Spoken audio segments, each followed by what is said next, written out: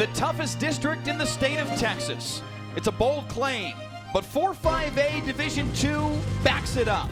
Loaded with talent and featuring more offense than you can imagine. Tonight, a battle of a pair of top 10 teams in the state within this incredibly difficult district as Prosper Walnut Grove plays host to the Anna Coyotes on Friday Night Football, sponsored by Texas de Brazil. And with that, we welcome you inside the broadcast booth here at Children's Health Stadium in Prosper. Mike Leslie alongside the former Lincoln High and Kansas State linebacker Heckma Harrison. Heckma, this district is remarkably deep.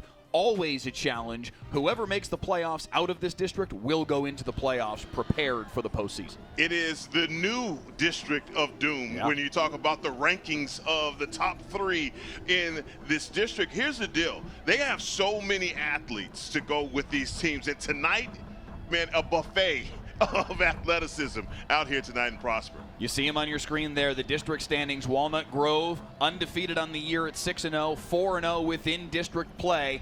They have not yet, though, Heckma, really played any of the big guns. They have not yet played Melissa, Anna, or Lovejoy. Each of those three teams they play over the next 15 days starting tonight.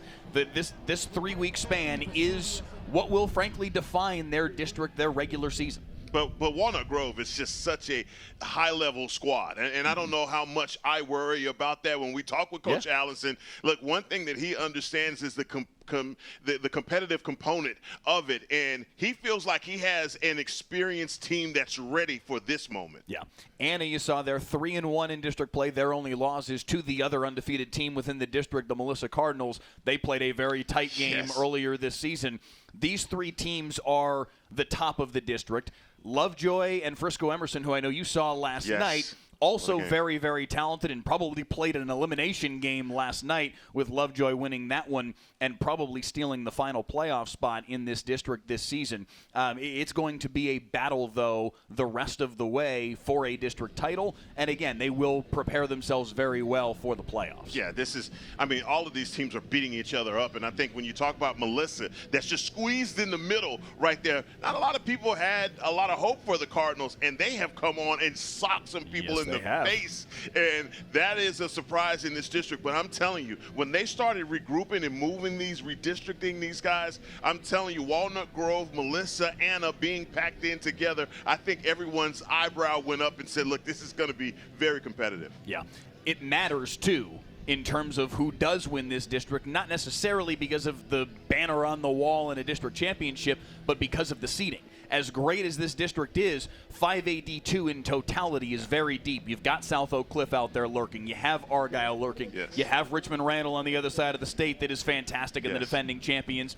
It's going to matter for your pathway through the postseason, whether you win or lose this football game, and certainly for Walnut Grove these next 3 weeks. Anna's got another couple important games left on their schedule as well. Let's get to our players to watch for tonight because it's going to be a pointsy affair. I can almost guarantee you that. And it's because of these quarterbacks, Heckma Harrison. Zy Williams for Anna is a lot of fun to watch. Yeah, Zandre Williams is premium octane. He is not the regular gas. And when this guy gets going, I'm telling you, everyone in the stadium kind of marvels at his ability to throw out of the pocket, but also as a rusher. Look, he is a guy you got to keep a spy on, you got to keep an eye on, and no matter how you prepare for him, seeing him live and in person is a completely different animal. In addition to all he does in the passing game, he is their leading rusher this season. Meanwhile, for Walnut Grove, this kid burst on the scene a year ago as a freshman. Hayes Hackney won district MVP. We're talking about how great this district is. All the talent in this district. He was the top kid. Well, he can throw that rock. Let me tell you what, he stands and delivers. And I'm telling you, if you are out there waiting to offer this kid, you better hurry up and get down here to Prosper Walnut Grove. This kid as a sophomore absolutely is tearing it up. And I love his composure as a passer, a guy that is always on time and never really rushes anything. And I think that's the one thing about a young quarterback that you always expect that he's going to be a little rushed, not Hayes Hackney. He leads an offense that averages, seriously, 60.7 points per game this year. They've put up 70 3 different times this season. Now, again, their schedule matters in the evaluation of that. They've played, frankly, the easier half of the district so far this year.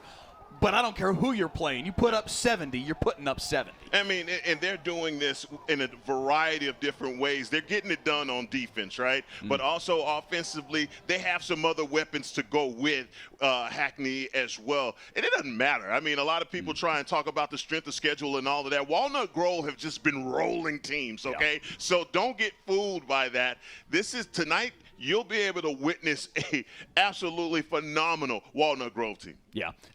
Beat a solid Little Elm team out of the 6A ranks earlier this season. Like, they haven't played nobody all year. Their schedule hasn't been super difficult thus far, but again, it does get difficult starting right now and over the course of these next 3 games. So we're going to learn a lot about Tommy Allison's team over the course of this span. We're going to learn a lot about the Anna Coyotes tonight as well, and Seth Parr's team, as you see the captains making their way to the middle of the field. The question I really have here tonight, Heckma Harrison, is can either defense find themselves a foothold? They're going to have to, and I think it's going to be on the Anna Coyotes to come out immediately and make sure that they get some stops. You talk about that 70-point average. You cannot allow this team to get up big on you early and try to play catch-up with them because they're a scoring machine. So obviously this is going to be a defensive showdown, and I expect for the Coyotes to come out here and it be all hands on deck. There you see our referee tonight, the leader of our 7-man officiating crew, Tay-O, there for the coin toss. Captains tonight for the Anna Coyotes, Iandre Williams, Jaden Parker, Austin Crowley, and Peyton Miller. Coin toss is won by the Anna Coyotes, and they will defer to the second half. So the captains for the Walnut Grove Wildcats, Cam Newton, Hayden Cooley, Keller Pittenger, Lucas Hickey, the 4 out on the field tonight. Their quarterback, Hayes Hackney, and their big defensive tackle, Chris Williams, captains as well. They will have the football first, as we will see Hayes Hackney and his offense, Hackman, take the field. Well, I tell you what, it took us a long time to say Cameron Newton, but I know he is the component of this offense that really does make everything run so much smoother. He is I'm telling you, he's a guy that if you give him just a little bit of sunshine, he is going to take it to the house. No relation to the Heisman Trophy winner and former NFL MVP, but he plays like there's some relation. Cameron Newton is a stud in his own right, and he will be fun to watch tonight. A year ago, these two teams combined for 96 points. They both have the ability to go for 60 or more. It's a pinball machine tonight in Prosper. Friday Night Football after this.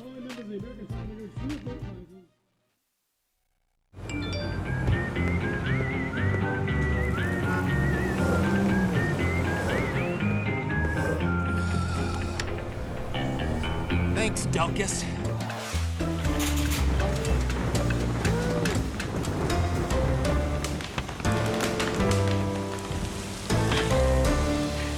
Thanks, Delkus. Possibly the most loved and hated man in North Texas. Whatever the weather brings, we bring the Delkus. WFAA has a legacy of changing the system. Most recently, we did a story on ankle monitors and how they don't work, and how criminals are committing crimes with ankle monitors. And yeah, there's legislative change coming. Our 2-year investigation caught the attention of state representatives. Now, it's a crime to cut off ankle monitors. I want people to see things that we need to hold people accountable for.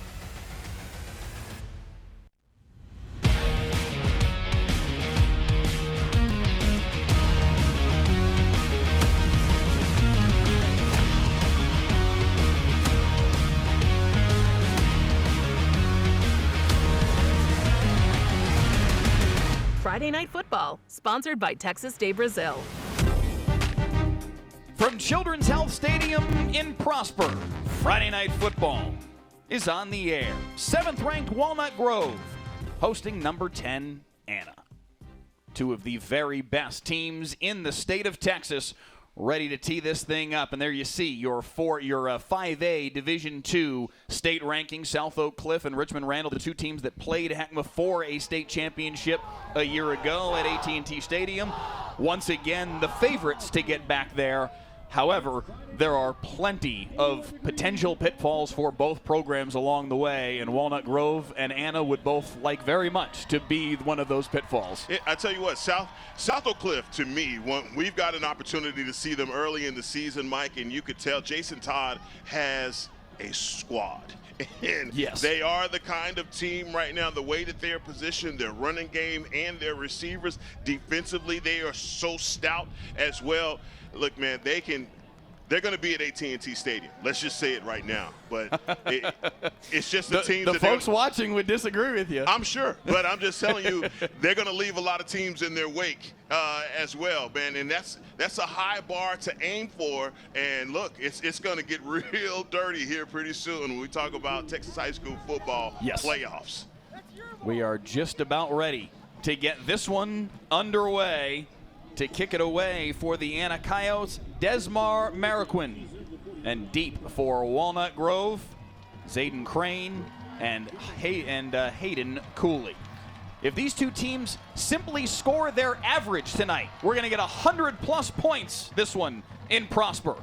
We are underway at Children's Health Stadium. A kickoff into the end zone for a touchback. And out comes Hayes Hackney, the sophomore starting quarterback for the Walnut Grove Wildcats, again, leading an offense, averaging better than 60 points per game this season. A superior sophomore talent, and his head coach, Tommy Allison Heckma, said this year he's that much more of a leader. It's just a young man that really does have the IQ to play the position. And everything, again, as I said in the open, he's throwing the ball on time. And when you have a guy that's on time and is in a rhythm offense, man, everything flows so well. And that's the reason why they're scoring so many points. 1st and 10 from the 25 after the touchback for Hackney. Quick throw to the near side, overshoots his intended target, Hayden Cooley, as they tried to set him up off the motion. Yeah, this Anna Coyotes defense, they are going to have to play assignment and alignment tonight. I want you guys to keep your eyes on number 11 in the middle of that defense, Jaden Parker. This young man is a stud.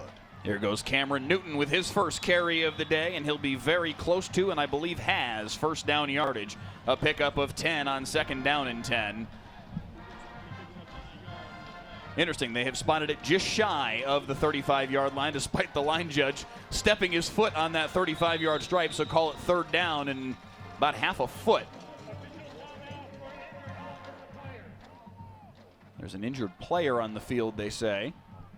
I don't see anybody down. I thought they needed a measurement, and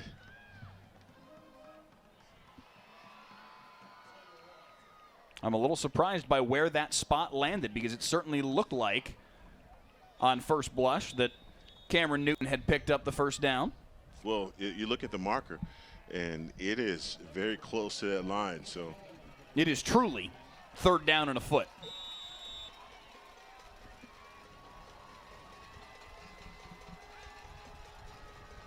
Hackney with Newton to his right. And they'll pick up the first down with ease. A 2-yard carry, and they move the chains.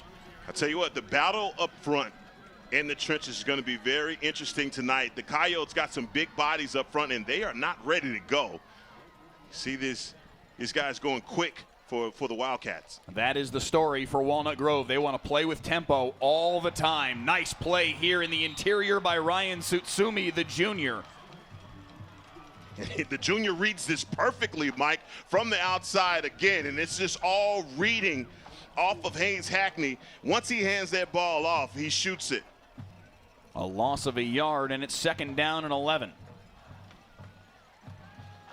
Hackney to the air for the 2nd time today, up the seam and incomplete just over the head of Zayden Crane, who was behind the defense, but it looked like Israel Johnson Heckma maybe got a piece of it. Oh man, Israel Johnson right there. He is lucky getting a hand in the face of the receiver. That's a gamble. That's a gamble for number 1, because that ball, if it's on the mark, I think he's taking that one to the crib.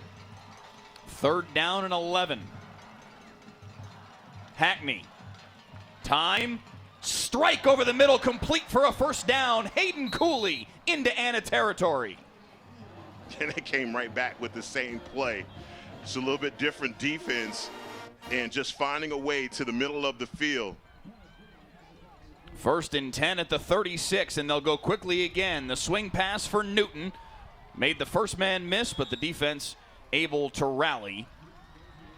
A gain of maybe 2 on the play. 3rd year as a varsity program for this Walnut Grove Wildcat team. Tommy Allison, their head coach, won district last year in 4-5 AD2 as Newton's got a big hole. Makes another man miss as he gets into the second level, and he's got another first down at the 23. Oh my good man, this offensive line is not messing around. Number 55, Noah Martin, the offensive guard down there, man, plowing through the Coyotes defensive line. 1st down and 10 at the 23. Hackney pressured immediately. Did a nice job to evade the pressure and deliver it over the middle for Zayden Crane. But just a gain of a yard or so. It'll be 2nd down and 9. If Jaden Parker isn't there, I'm telling you, Zayden Crane, he has a lot of space and opportunity. I talked about this middle linebacker and his speed and athleticism. Kid also returns punts for the Coyotes. 2nd down and 9, not 4th and 9. They're having some issues with the in-house scoreboard updating the down and distance. We'll try and get that squared away for you ASAP. A pickup of 5 on the play. It'll be 3rd down and 4. No time to reset for this defense. Right back to the line of scrimmage. Hackney clapped for the snap, but now checks back to the sideline for Carson Meager. Again, tempo is the story for Walnut Grove. They want to snap it as fast as possible, keep your defense on the field, and wear you out. They've got to get to the 16. They set up Newton, but it's read well by the defense. Austin Crowley with the tackle for a loss. Way to go, Austin Crowley. He's keeping that spacing on the outside, but also Jaden Parker cleaning up. There was a lot of motion pre-snap for that with the Wildcats. But, man, they find Cam Newton out in the flat, but it is snuffed out by the Coyotes. 4th down and 7. They've got to get to the 13 to move the chains. No field goal attempt coming. Hackney looking up the seam, overshot his man. Back of the end zone, incomplete. He was looking for Zayden Crane, and it's a turnover on downs. The Anna Coyotes defense on the first possession of the football game. Hackma Harrison makes a stop. And that is the stop that they needed right away from the coin toss. We're talking about it here and just knowing that this team, the Anna Coyotes have to get a stop on this first drive. You want to take all of the momentum, all the wind out of their sails and not allow this team to go up and down the field. I'm telling you, I wish we had a statistician to come back and say how many times they've been stopped on their first drive. And I'm talking about Walnut Grove. It hasn't happened many times, but now Ziondre Williams takes over at his own 20-yard line. 1st and 10. Swarmed immediately in the backfield, made a couple of guys miss, and somehow has worked this out. He's still on his feet. How? That's going to be a gain of 4, 5 on the play. It should have been a loss of 2. How? I mean, here's the deal. From the snap, this play looks doomed, but Ziondre Williams finds a way, and he is just slithering through this defense. I told you, man, this kid isn't regular gas. He's the one right before diesel. I'm telling you.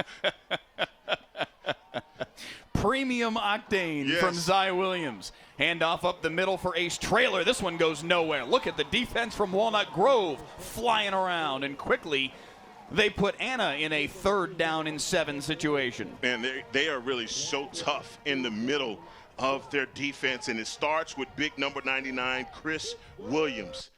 This young man is one of my favorite defensive linemen in Texas high school football. Man, love number 99. Tommy Allison calls him a unicorn. A 5'10", 300-pound sophomore. Williams got a long way to go. Slips a tackle, and he's got the first down. Zy Williams, electricity, moving the chains. Did he just duck underneath that tackle? I mean, you see it right here at the end. He's looking down the field. But here's what I'm talking about. Whoop. Right where you think you have him, you don't.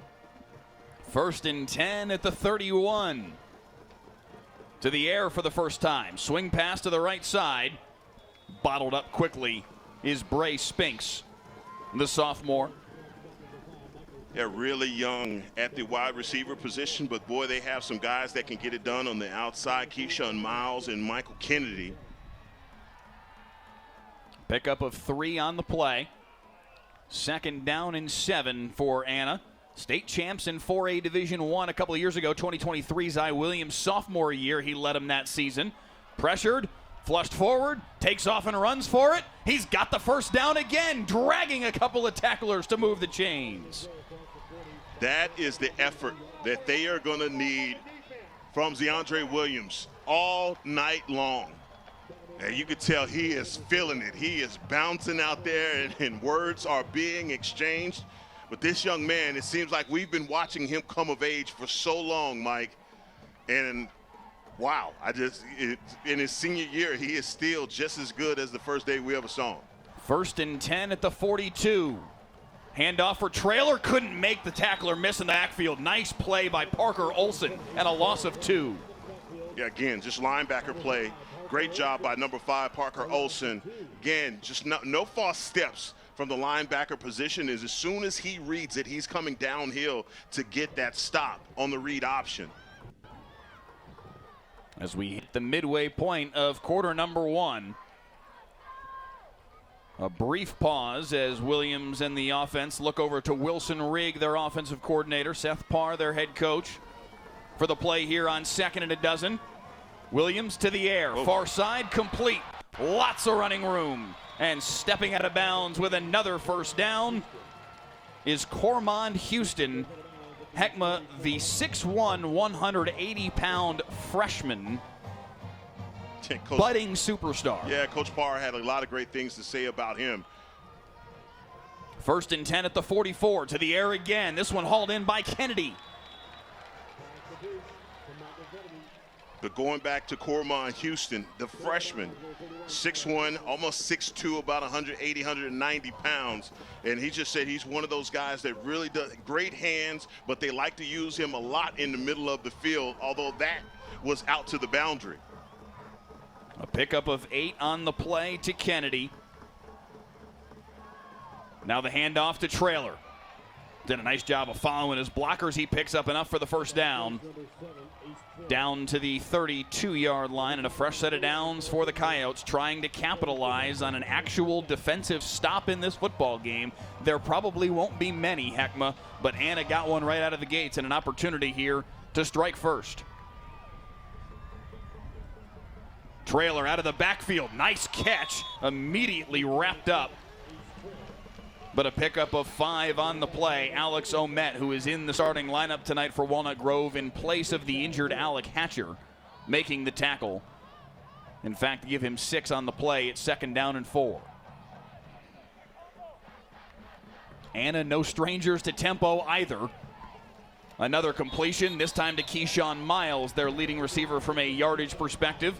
Picks up another first down. What I'm loving right now is DeAndre Williams getting the ball out of his hand quick. He has plenty of zip on that ball, but up front for the Anna Coyotes offensive line, they are taking care of business and keeping him clean. 1st and 10 right at the doorstep of the red zone. Williams. Trailer out of the backfield again, trying to break through the tackle. Picks up 6 more. I like this attention to detail with Ace Trailer, getting him out of the backfield, recognizing that this team, from the back half, from the safeties to linebackers, they have to stay aware of when DeAndre Williams pulls that ball back down and runs. They're just waiting right now, making sure that they don't lose track of him, but what they're doing is allowing these wide receivers to get out in space. 2nd down and 3 after a good form tackle from Zach Vallon. Trailer up the middle, bottled up. Oof. Parker Olson taking him down, a gain of a yard. It's 3rd and 2. I have a feeling that's going to be a name we're going to be calling a lot tonight. Yes. It's Parker Olson. Parker Olson and Keller Pittenger in the middle of that Walnut Grove defense. That has been the story this year for a unit giving up just 10.3 points per game. They gave up 50 a game in their first season as a varsity program, 2023. Chopped that down to 29 a year ago when they went 11-2. Now here this year, giving up 10.3 a game. Their goal is to keep it under 20, or at least that was the goal preseason. I imagine that has been amended, Heckma, through the year with the success they have had. 3rd and 2 to the air. What a catch by Ace Trailer to move the chains, and it's 1st and goal. Man, we talk about Ace Trailer's running style, but what we're seeing right now from him as a running back, man, this kid has some mitts on him. And talking to his coach, Seth Parr, about who was going to start at running back. Brown was the guy that they had in before. Yes. And Ace Traylor has, obviously a slot receiver, but also a guy that plays running back. And you see those hands and the reason why they use him like that. First and goal for Anna at the 6. Williams all day to look over the middle, just beyond the grasp of Michael Kennedy, and incomplete. And Alec Hatcher is indeed out there. We were told earlier today, an assistant coach from the Walnut Grove Wildcats had texted me earlier today saying that Hatcher wasn't going to be able to play tonight. Looks like he's toughened through it, and he is out there, the junior corner. We thought number 27, Alex Omet, was going to be taking his spot.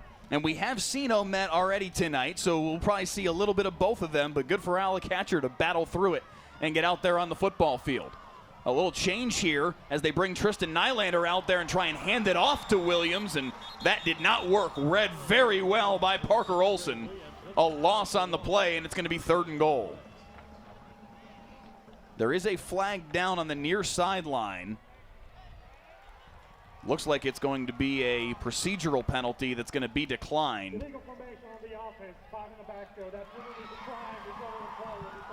Tay O, our crew chief tonight, leader of a 7-man crew, one of the best crews in the area.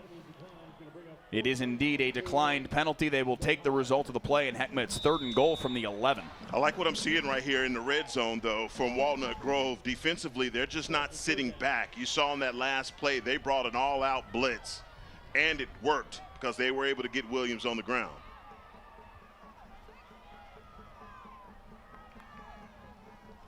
Williams protected over the middle, open in the back of the end zone, incomplete.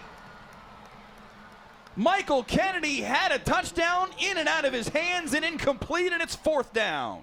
And this is just a post route on the outside from Michael Kennedy. Great ball, hits him right in the hands. Oh, man, he's... Woof. So Anna's going to settle for a field goal here. Desmar Marroquin, they feel like he has range to 45 or 50. Big personality in addition to being a great kicker and punter. This is a kid Seth Parr loves, and he's going to try it here from 28 on the right hash. And he puts it through. And the Anna Coyotes strike first on the road. Late first quarter, Heckma Harrison. And it's 3-0 in favor of the Anna Coyotes. A start we wouldn't have expected tonight on Friday Night Football. End zone shot. What a catch! Catch a live broadcast of every play of the biggest high school football games. Next week, West Mesquite at Carrollton Creekview. Stream the broadcast free next Friday night at 7:30 on WFAA+. WFAA has a legacy of changing the system. Most recently, we did a story on ankle monitors and how they don't work, and how criminals are committing crimes with ankle monitors. And yeah, there's legislative change coming. Our 2-year investigation caught the attention of state representatives. Now, it's a crime to cut off ankle monitors. I want people to see things that we need to hold people accountable for.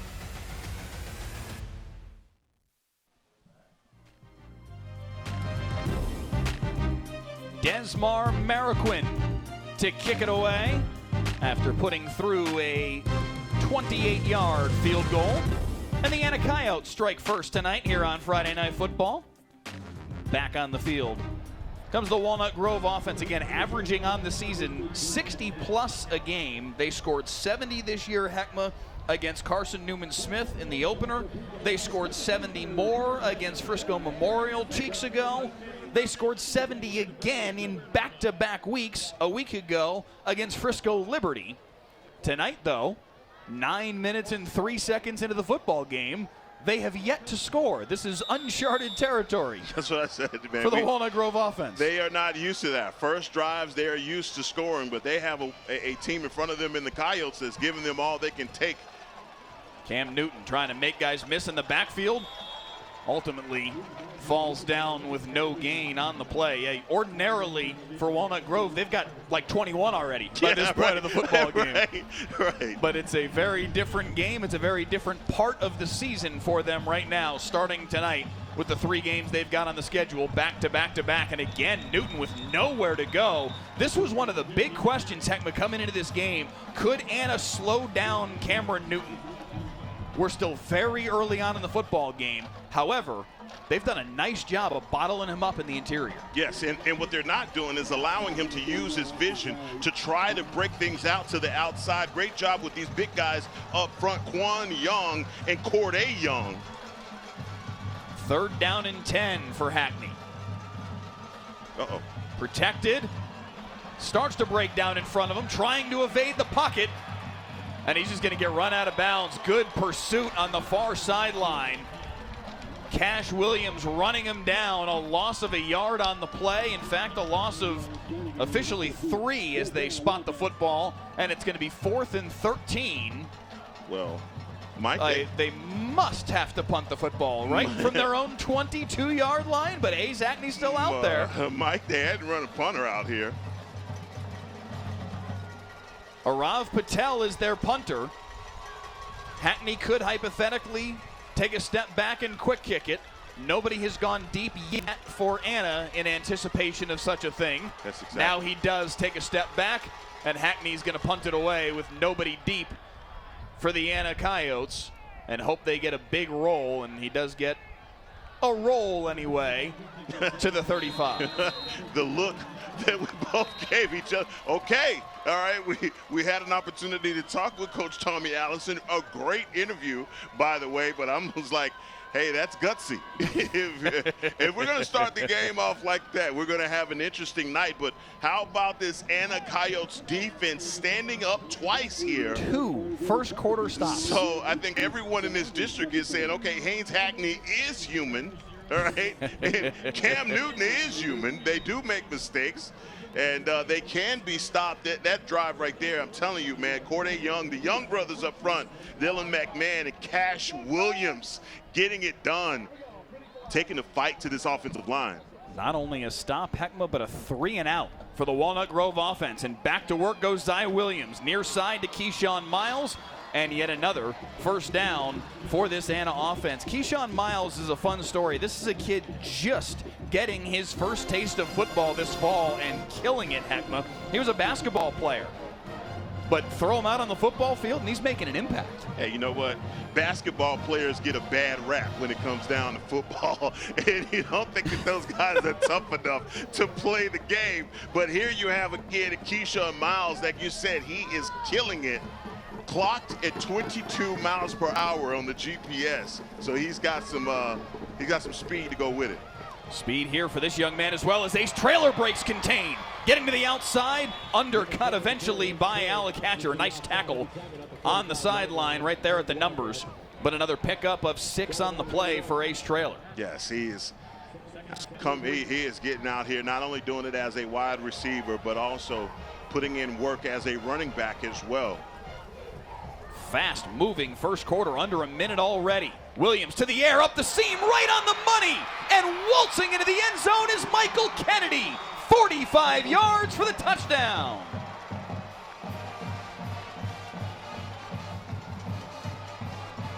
And Mike, after the initial drop that he dropped in the end zone, I love the confidence from Zyandre Williams coming right back to Mike Kennedy on the same route, post route. And man, this kid's gonna hit his head on the goalpost, taking it to the house. Great job and way to recover for that young man, Mike Kennedy. His 5th touchdown reception of the season.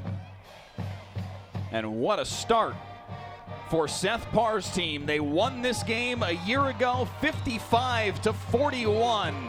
They start tonight with a 10-0 lead. Williams to Kennedy for 6. Right up the seam. Zai Williams with his 18th touchdown pass of the year on Friday Night Football. End zone shot. What a catch! Catch a live broadcast of every play of the biggest high school football games. Next week, West Mesquite at Carrollton Creekview. Stream the broadcast free next Friday night at 7:30 on WFAA+. WFAA has a legacy of changing the system. Most recently, we did a story on ankle monitors and how they don't work, and how criminals are committing crimes with ankle monitors. And yeah, there's legislative change coming.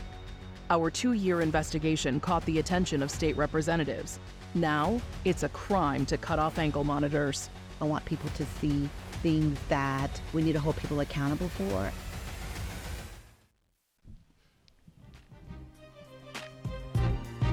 Back in Prosper, and a 10-0 lead for the Anna Coyotes. Can the Walnut Grove Wildcats find an answer, Hagma Harrison, as Hayes Hackney and company come back on the football field for the 3rd time tonight, still with a goose egg on the scoreboard. This is an offense that is spectacular. They've been great all year. 1/4 of a couple of series that haven't gone the way they wanted it to does not indict this offense in any way, shape, or form, but they do need to figure out the riddle that is this Anna Coyotes defense right now. And look, here's the deal. This is a heavyweight matchup between these two, and so we expect for this first round to be pretty loaded. I think here's the deal. The Wildcats have to just withstand this momentum right now and return a blow of their own. Hackney getting to work over the middle, incomplete. It was behind his intended target, Zayden Crane. Crane was double covered. Yeah, triple covered. And how about Hayes Hackney just trusting his arm, trying to fit that in through a tight window.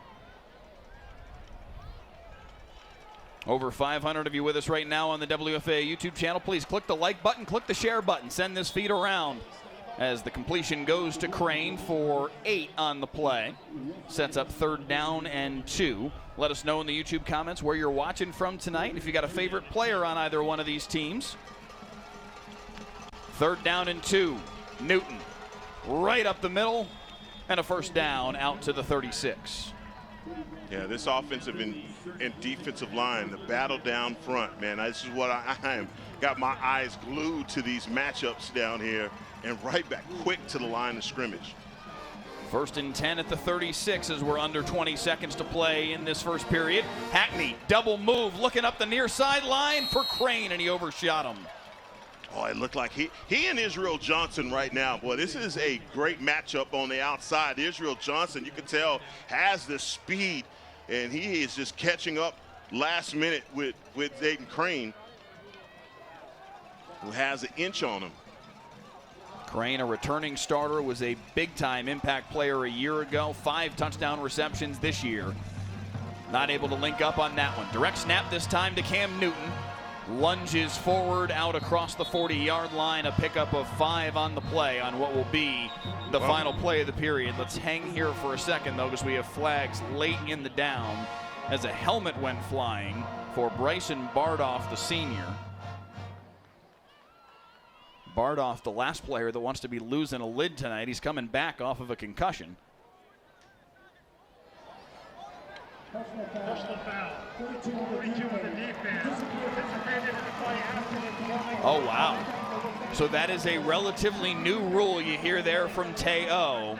You're not allowed to participate in the play after you lose your helmet. And if you do, it is a personal foul penalty. So despite the fact that Bardroff, lost his helmet because he continued to play, that's the penalty. And are we going to get an untimed down? No, I'm sorry, end of the first quarter. No need for an untimed down. We'll go on to the second quarter. So we will step aside just for a moment, but a big chunk of yardage just handed to the Walnut Grove offense as they look to respond to this 10-0 deficit.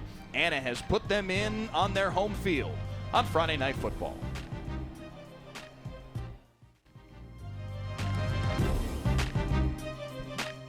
Start of the second quarter here at Prosper ISD's Children's Health Stadium, a 12,000-seat venue.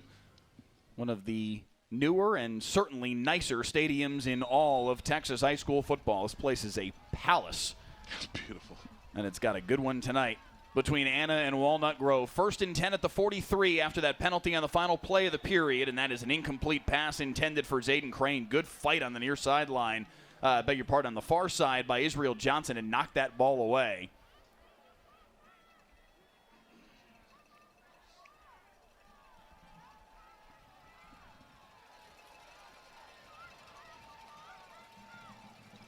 Newton on the carry.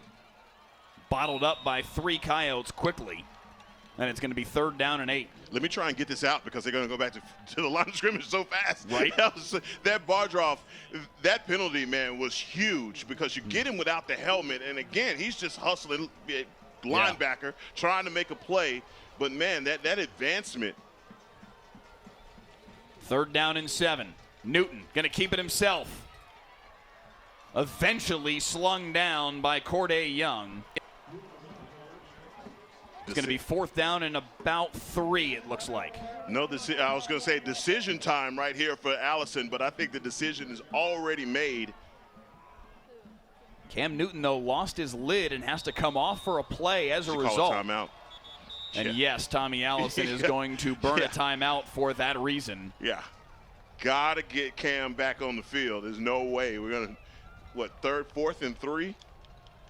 We need him on the field right now. But I was going to tell you, Mike, here's the deal. In that first drive from the Anna Coyotes, and they kicked the field goal, I think that was the first red flag for me that went up. And I'm saying to myself, look, you cannot exchange field goals with these guys. Yeah. You have got to score points.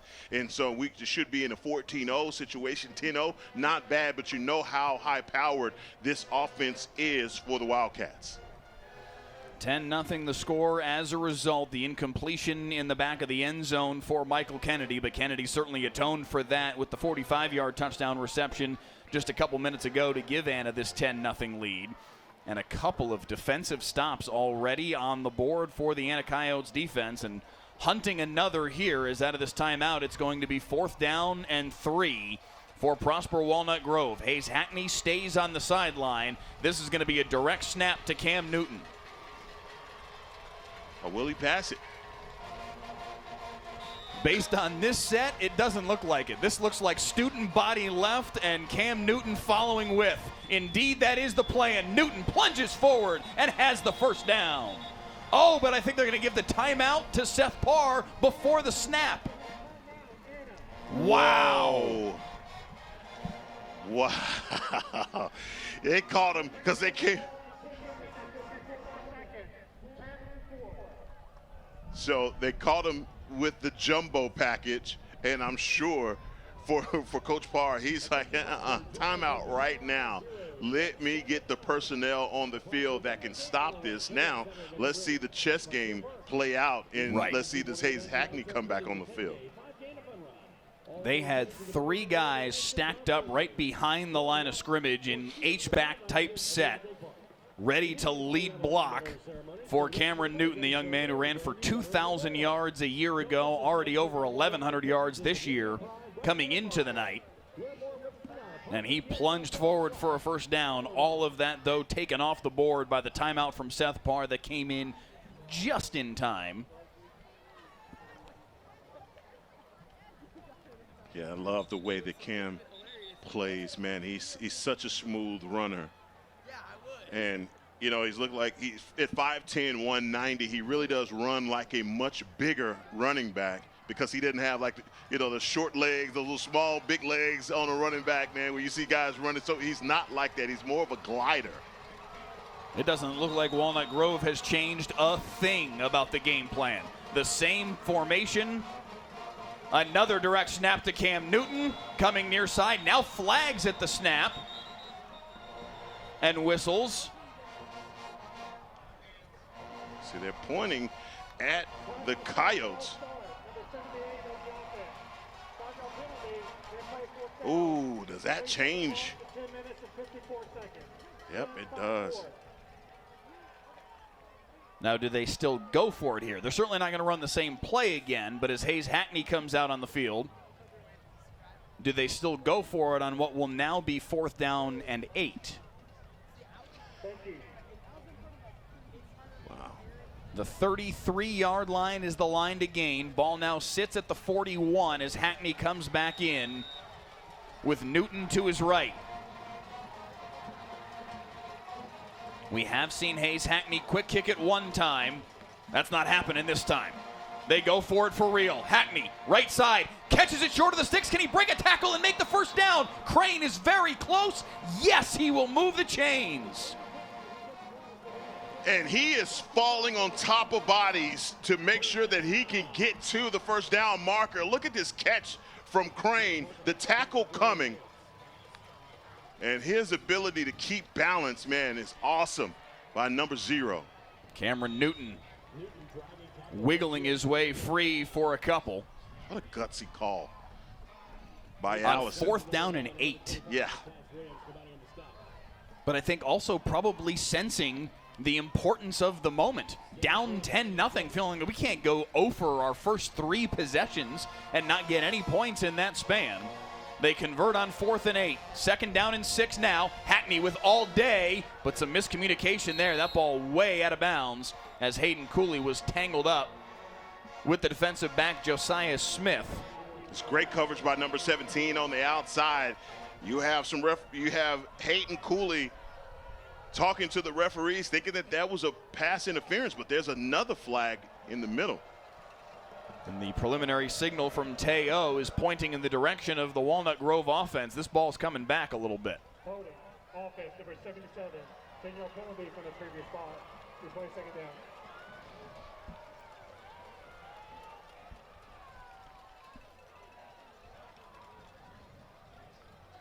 So now 2nd down and 16 after the penalty. Back and forth we go.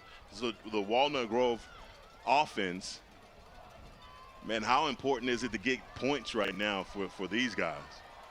They need the 22-yard line for a 1st down. They set up the tunnel screen for Cooley. Cooley breaking tackles and into the 2nd level. He's got the 1st down and then some. Into the red zone for the junior. That is an incredible play call from Coach Allison. The tunnel screen set up perfectly by the Wildcats, and man. And look at Cam Newton go waltzing into the end zone with the touchdown. Yeah, that's how fast this thing moves. Can't even get your thoughts out. They snap it so fast we couldn't even get back on camera fast enough. Cameron Newton to the end zone. Here again, you have an offense that is used to having success and not being shut out. And finally, Walnut Grove finds pay dirt.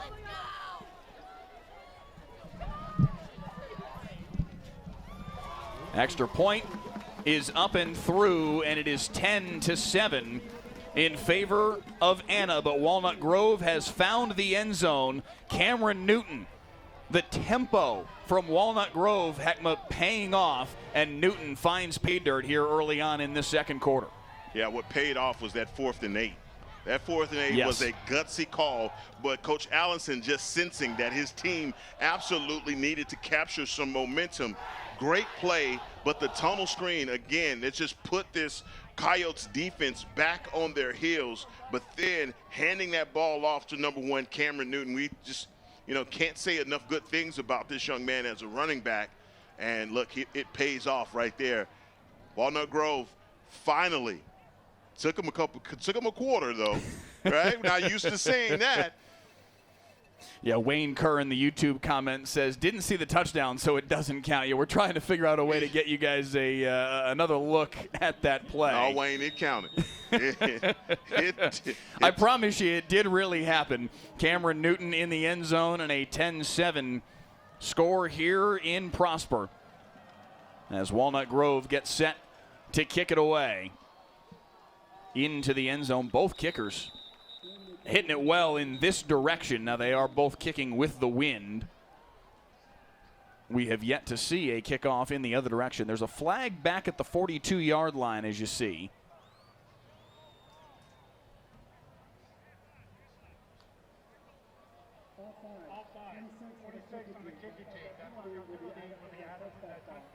So tack another 5 yards on. They'll place it at the 30, and Zy Williams and company will get back to work. 615 of you with us right now on the WFAA YouTube channel. Please click the like button, click the share button, and let us know in those comments where you're watching from tonight, who your favorite player is on either one of these teams. If it's Ace Traylor, the senior running back from the Coyotes, Keyshawn Miles, their senior wide receiver, maybe Shem Nyanti, their left tackle. Let us know who you're watching tonight. 1st and 10. Keeping it is Williams, spinning off a tackle and picks up 7 on the first play of the possession. No matter how you slice it, man, you just got to keep an eye on number 8. They're not spying him, but again, when you miss him, as you see number 11, Pittenger, coming up here, he gets through the hole, but what he does is he opens a gaping hole behind him, and that is what allows for Zyandre Williams to pick up the big yardage. 2nd down and 3. Williams, deep shot, wide open, and easily waltzing his way down the sideline is Keyshawn Miles. You're not tracking him down. Touchdown, Anna. Basketball player who? Okay, basketball player who? How about this? And he finds himself all alone. And I'm telling you, that play could take an eternity while you're there by yourself. Great job of tracking, getting that ball in your hands and walking it to pay dirt. Only 43 seconds after the touchdown from Walnut Grove, Anna answers back. A 63-yard touchdown pass from Williams to Keyshawn Miles. Uh-oh. Now flags prior to the snap. It looks like maybe one extra body out there. Well, they get number 7. He's trying to run. I'm telling you, big fella's trying to get off of the field, and it was chugga.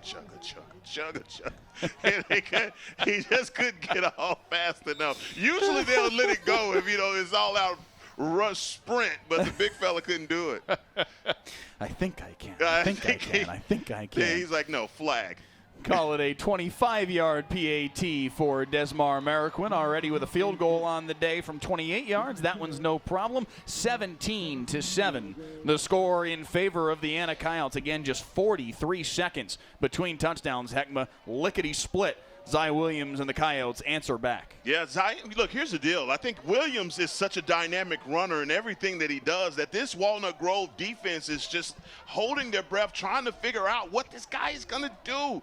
And in the meantime, you're letting wide receivers run wide open. We saw it from Ace Traylor sneaking out of the backfield. It's not like they're not seeing this action happen in front of them. It's just that, look, we got to keep our eyes on Williams. So I look for them to make an adjustment at halftime because they just have to be acutely aware of everyone else not named Zyandre Williams.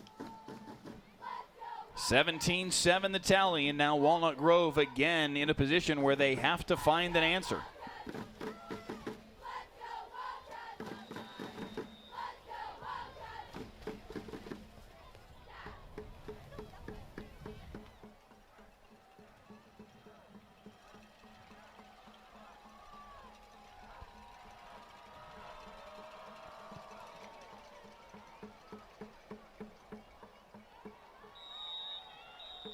And another touchback for Desmar Marroquin into the end zone, this time kicking into that wind. Still a big enough leg to set the football at the 25.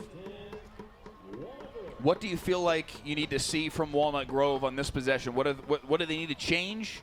What do they need to are there any alterations you can point to unlock this thing? Obviously, they did finally get themselves in the end zone on that last possession, but it does still feel like it has been more of a fight, frankly, than they are used to matriculate down the field. And that's weird, Mike, because it's like they feel like it feels like offensively they're playing from behind the 8-ball, and they really aren't. They just got to get into the rhythm of their offense here. I mean, 9:30 left in the first half. They still have plenty of time. I'm going to swing it near side for Hayden Cooley on the first play of the possession. They like that set, the jet motion to try and free him up. Wide open on the near sideline, and a pickup of give him 9 on the play out to the 34, and it's a quick 2nd and 1 situation for Walnut Grove.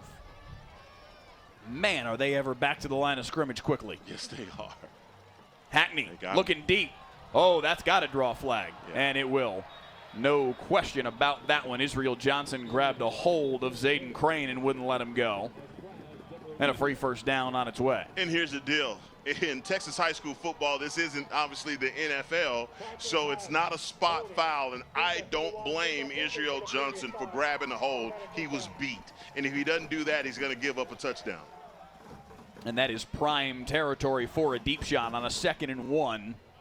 The confidence that Carson Meager, the Walnut Grove offensive coordinator, and their head coach Tommy Allison have to feel in that moment about, hey, We can pick up 3rd and 1 if we need to.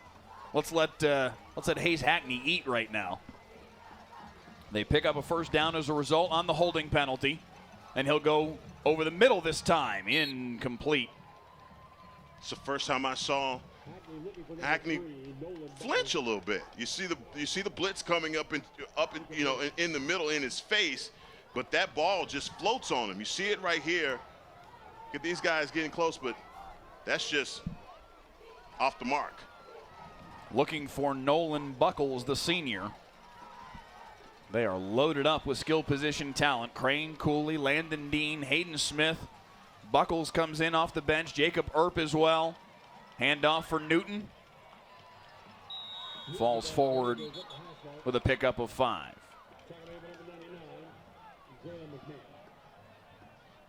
Hey, both of these teams, defensively and offensively, it has been a battle. So far, Lucas Hickey, down number 77, the left tackle out here. Man, he has been putting in work here early. Hickey, the Air Force commit. Big body left tackle. He's out in front here on this screen as they set up Newton. Read well and cut off before the first down marker. Good play on the near side by Shamar Boykins, and it's going to be 4th down and 3. Boy, I thought this was going to go further, and a great job by the Coyotes defense, because you see it right there on the outside from Hickey. Oh my God, that was a blow. Wow. 4th and 3. They've got to get to the 46 for a first down. Newton with the handoff, breaking to the outside. He'll have the first down. A pickup of 5 on the play. Man, just when this Anna defense thinks that they have him bottled up, they lose him. That's a great job by number 1, Cameron Newton, picking up that first down. 1st and 10 at the 44. Under 8 to play here in this second quarter, and Hackney's going to keep it himself, flagged down right at the feet of Jackson Morgan. Big number 66, the junior, the likely offending party here based on where that flag landed. You got all these big bodies. Got it. Indeed. Yeah, Jackson Morgan. Hey, I think they threw the flag at him. Big number 66 on the counter. And you got those big bodies moving like that across the line of scrimmage. Boy, it's a long way to go for a young man that size. So make it 1st and 20 as the ball is set back into Walnut Grove territory. Oh! Swing pass, Cooley. Broke a tackle for a moment, but all that for just a yard. And a little chippy out there as Cooley went tumbling backward about 15 yards behind the play in the aftermath of that one. Oh, come on. It's a little love tap. That's all that was. Snuffing it out really well defensively, trying to put pressure on him. 2nd and 20. Hackney, deep shot, has a man behind the defense just beyond the grasp of Nolan Buckles and incomplete. All right, if you're the defensive coordinator for the Coyotes, and anytime they get into 2nd down, I don't care if it's 2nd and long, 2nd and 1, they're going to air you out. It feels that way, doesn't it? Yes, it does. Big time 3rd down coming up here for this Anna defense. They've been pretty solid, but here's the deal, man. They're getting close to sacking Hayes Hackney. But, man, he is doing a really good job, with the offensive line doing a really good job of keeping things clean around him. 3rd and 20 from their own 47-yard line. They've got to get to the 34. Hackney over the middle, on the money, complete. Wow. Jacob Earp with the reception. He's right near the sticks. He's going to be a yard shy. It's going to be 4th and 1, and Lord knows Walnut Grove is going for this. Man, that thing was on a rope, Mike.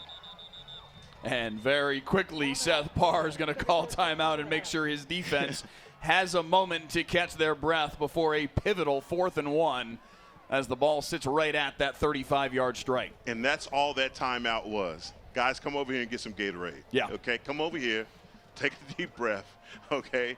Yeah, calm yourselves down, because you get a team that gas you for that many yards, and then they're running right back to the line of scrimmage to go for it on 4th and 1. Anna, so far this season, Heckma, has been tested a number of times. Played a very good Argyle Liberty Christian team right out of the gates this season. Played a good team, Highland, out of Arizona. I mean, ran away and hid from Lovejoy back in September. 45-14, just frankly beat the brakes off of them. And did similar work against Frisco Emerson a week ago. Two good football teams. Anna has been tested through this season, and they've passed a lot of those tests. Played a very close game against Melissa earlier this year.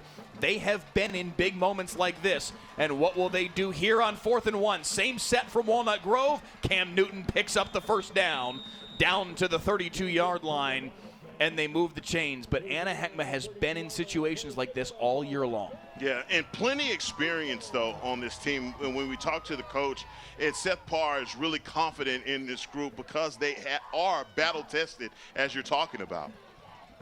1st and 10 at the 32. Same set again for Newton. This time they run counter with it. Newton drags a tackler. Give him 4 on the play. Funny sequence of comments here from Wayne Kerr. I would infer from his comments that he is an Anna Coyote fan. Was talking about Hayes Hackney at one point and called him Mr. Overthrow. And then just a matter of moments later, after the 3rd down and 20, completion over the middle, he says, SMH should have stayed quiet, LOL. Newton on the carry, maybe a yard on the play, tripped up at the bottom of the pile. They want to call this the Malto meal package. It's thick, right? They got plenty of offensive linemen in here. They ran this 3 times in a row, just switching things up and starting to see the universal sign for I'm tired, boss, with the hands on hips. Quan Young, number 55 down there. Caden Young went running off there.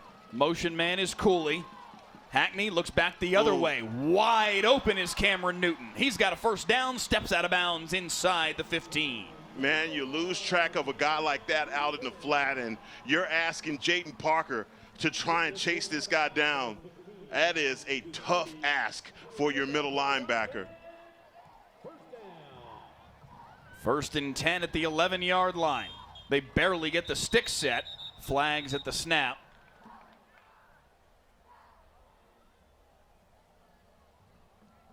Ball start, 74 at the offense. 5-yard penalty, remains first down.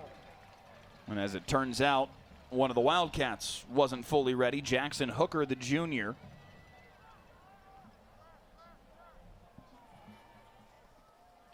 That just tells you how fast of a pace that these guys are used to playing with.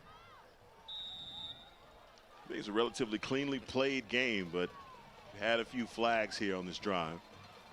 1st and 15 after the penalty. They can get a first down right at the 1-yard line. Tommy Allison barking out signals to his team from the sideline. Newton had a hole. Works his way inside the 10. 7-yard pickup on the play. He gets the penalty yardage back and then some. A big hole opened up. Thought Cam was going to have a lot more than that. Great job by the Coyotes defense. 2nd and 8. Hackney. Open near side. Earp. Out of bounds at the 5. 3rd and 4. Is this number 8 out there? They have Zy Williams playing a little defense right now? Am I seeing this right? Okay. 3rd and 4. Newton on the handoff. Picks his way to the end zone. Touchdown, Walnut Grove. Cam Newton with his 2nd touchdown of the night. This time you saw it. Yeah, I did. So it does count, Wayne. We were able to catch that one. But we talk about this kid as a runner, just the patience of him in between the tackles. And he is just picking his spots right now.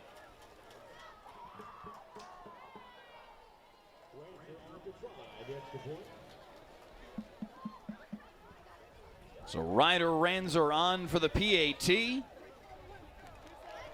And Walnut Grove, after falling in a 10-0 hole, a 17-7 hole, working their way back into this football game. 17-14 with 4:21 on the clock here in this second quarter. Heckma Harrison, game on here in Prosper. Yeah, and I think this is what we anticipated coming into this game. I think the one thing that really has been surprising is the fact that Walnut Grove didn't score on those first 2 drives. And here again, it's like the Anna Coyotes on offense, they're pretty much, scoring at will. So this is one of these games that it really just gets to the point where you say who's going to have the ball last may end up winning this game.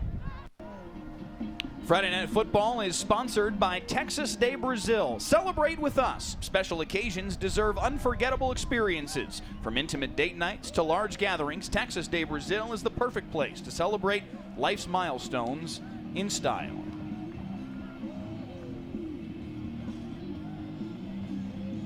Binkley X in the YouTube comments. Appreciate you being here for the first time. DeTruth asking for a shout out. A shout out in particular for Ava Luke, who is on the Walnut Grove flag running team, a 4.0 GPA senior. Appreciate you being here tonight. That's awesome. It's all about the flag corps, yo. That's a shout out to my wife. She was in the flag corps, so I had to make sure that there you go. Squib kickoff, dangerous play here. Zay Flanagan had to scoop it up. He's bottled up, and he's going to be taken down inside the 5-yard line. The kickoff from Ryder Ranzer twisted him up. It bounced off his hand. He had no choice but to field it. And he's taken down right at the 5-yard line.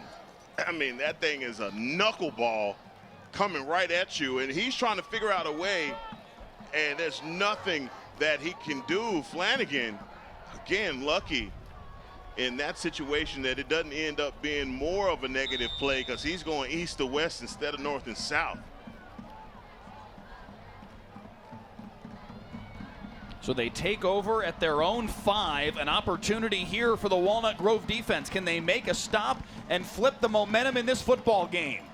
The handoff for Traylor, and he picks up about 2.5. Big number 99, Chris Williams, coming out of that pile. Again, another one of those young men just born with great pad leverage. At 5'10", 300 pounds. He is a big boy. Immovable objects. Tommy Allison said he's the strongest kid in the program at just 15 years old and a sophomore. Zy Williams breaking contain. Zy Williams showing off the speed, breaking a tackle, and down to the 26-yard line. Whoa. A little bit of extra on the end of that play, but look at him, just the hesitation, keeping his eyes up the field. But man, when he decides to tuck and run, nothing you can do about it. Mikey Hauser did give him a little extra there at the end of the play. Yeah. Probably fortunate not to be flagged. 1st and 10 at the 27. And at least out of the shadow of their own goalpost now. Williams with the deep shot, single coverage, incomplete. Step for step was Zach Fallon with Michael Kennedy. Yeah, I think Mike Kennedy lost this one in the lights as well. You see him looking back at it. This one just hangs in the air.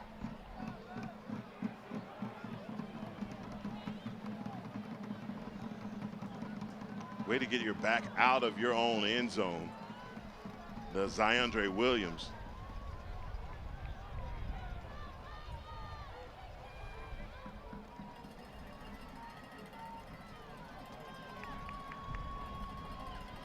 Pressure on Williams. Dances away. Gets away. Look at the speed of Zy Williams. Up the sideline and out of bounds across midfield. There is a flag down at the feet of Michael Kennedy, and that may eat into this game. Well, you see Mike Kennedy down here. He is wrestling with Keller Pittinger. I think they pick up the first down, but then they're going to penalize. Yeah, you can see the fistful of jersey wrapped around the shoulder. Oh, man. That is going to negate a big-time run from Zyondre Williams. The Anna offense is, I think, walking back farther than they need to.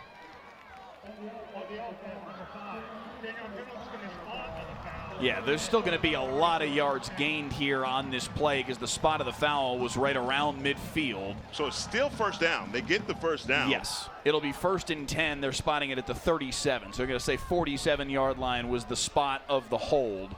So not as bad as you guys thought. They're going all the way back to the 20. Jeez.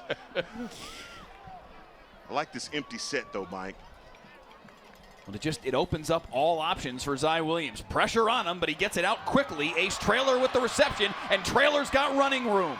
Breaks a tackle inside the 40. Still dragging the pile to the 33.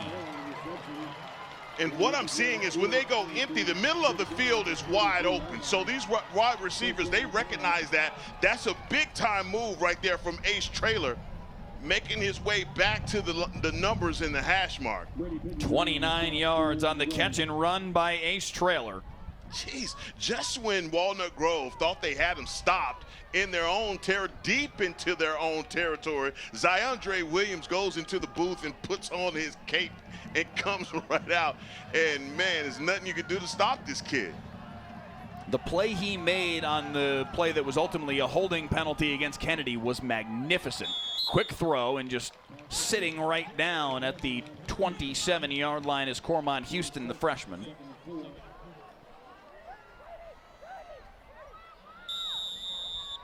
And we have reached the 2-minute timeout here in this first half. The Children's Health Andrews Institute halftime show coming your way in 2 minutes worth of game time. We will show you the entirety of the halftime show, the Anna Coyote Marching Band, the Anna Coyote Color Guard, the Walnut Grove Band and Color Guard. All will take the field over the course of those 28 minutes, and we'll bring you that show in its entirety. A couple of first half highlights, some first half stats on the back end of the halftime show as well before we tee up that third quarter. All that coming your way in 2 minutes worth of game time.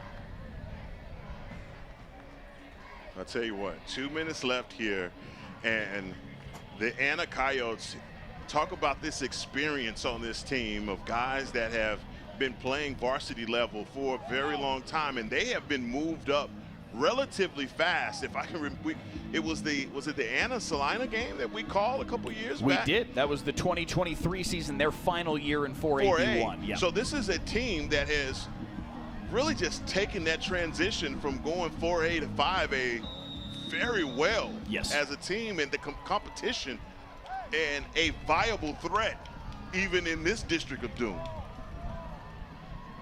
2nd down and 4 out of the timeout. A big part of why they are such a big threat. That young man wearing number 8 taking the snap from center. Quick throw again to Houston. Stood up immediately as the freshman, but he will have enough for the first down at the 22-yard line. And a possession receiver, and again, using him in the middle of the field. That's 2 quick throws that they've made to him on this drive. And this is an Anna Coyotes offense playing without their leading receiver from a straight reception standpoint, Rowan Nylander, out tonight due to injury, and still able to move the football because they have ample weapons with Miles and Kennedy and Houston and certainly Ace Traylor out of the backfield.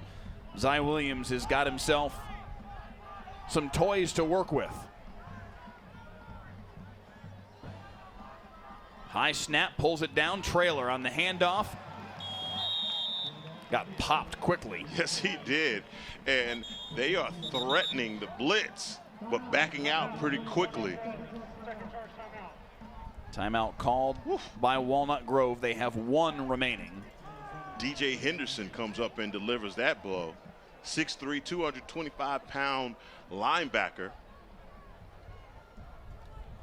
Tell you what, I'm loving this matchup right now. Number 54 for the Anna Coyotes, their center, 4-star prospect with 31 offers, Peyton Miller, 6'5", 290, going up against Christopher Williams. This is man, I'll tell you what, you couldn't make up a better matchup between these two guys, and the battle is ongoing. right now with the way that the Coyotes are throwing the ball. Just not a lot of penetration happening right now with this defensive line. Where they're doing a good job is they are probably doing a better job of stopping Ace Traylor in the running game, not so much from Zyondre Williams. Peyton Miller, by the way, that center, number 54, one of the top 10 interior offensive linemen in the country in the junior class.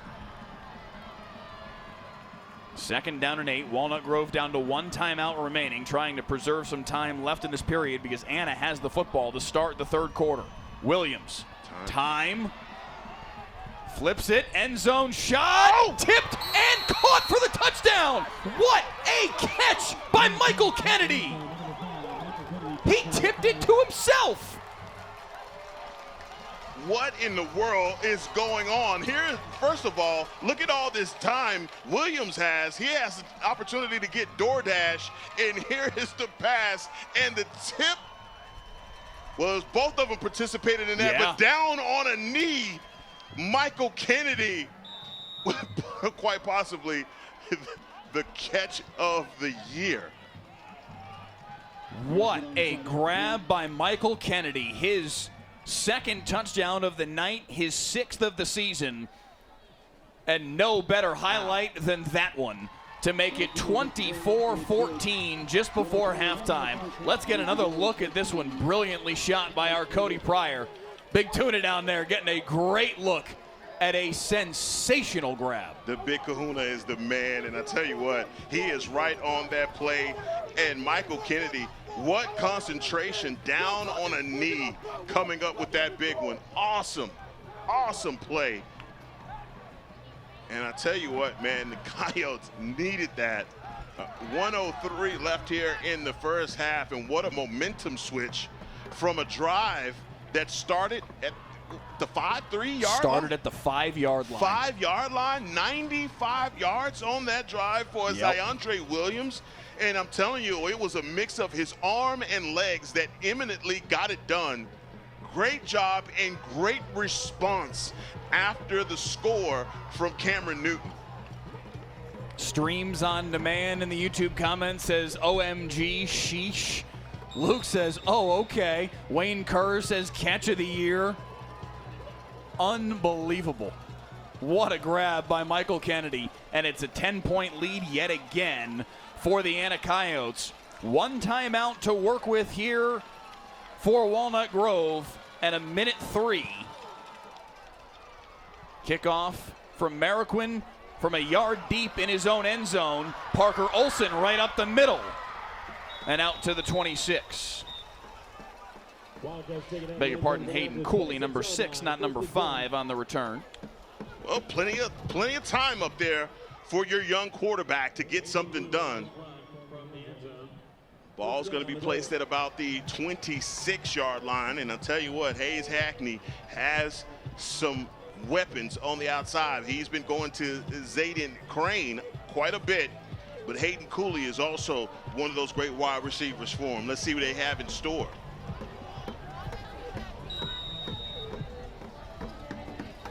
They have tried a handful of deep shots today. None of them have popped just yet.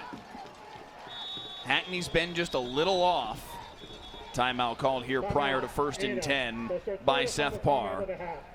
They're now out of timeouts here in this first half. We have seen throughout Hayes Hackney's young career, he can throw the deep ball. It's just a matter of time before he gets that thing calibrated.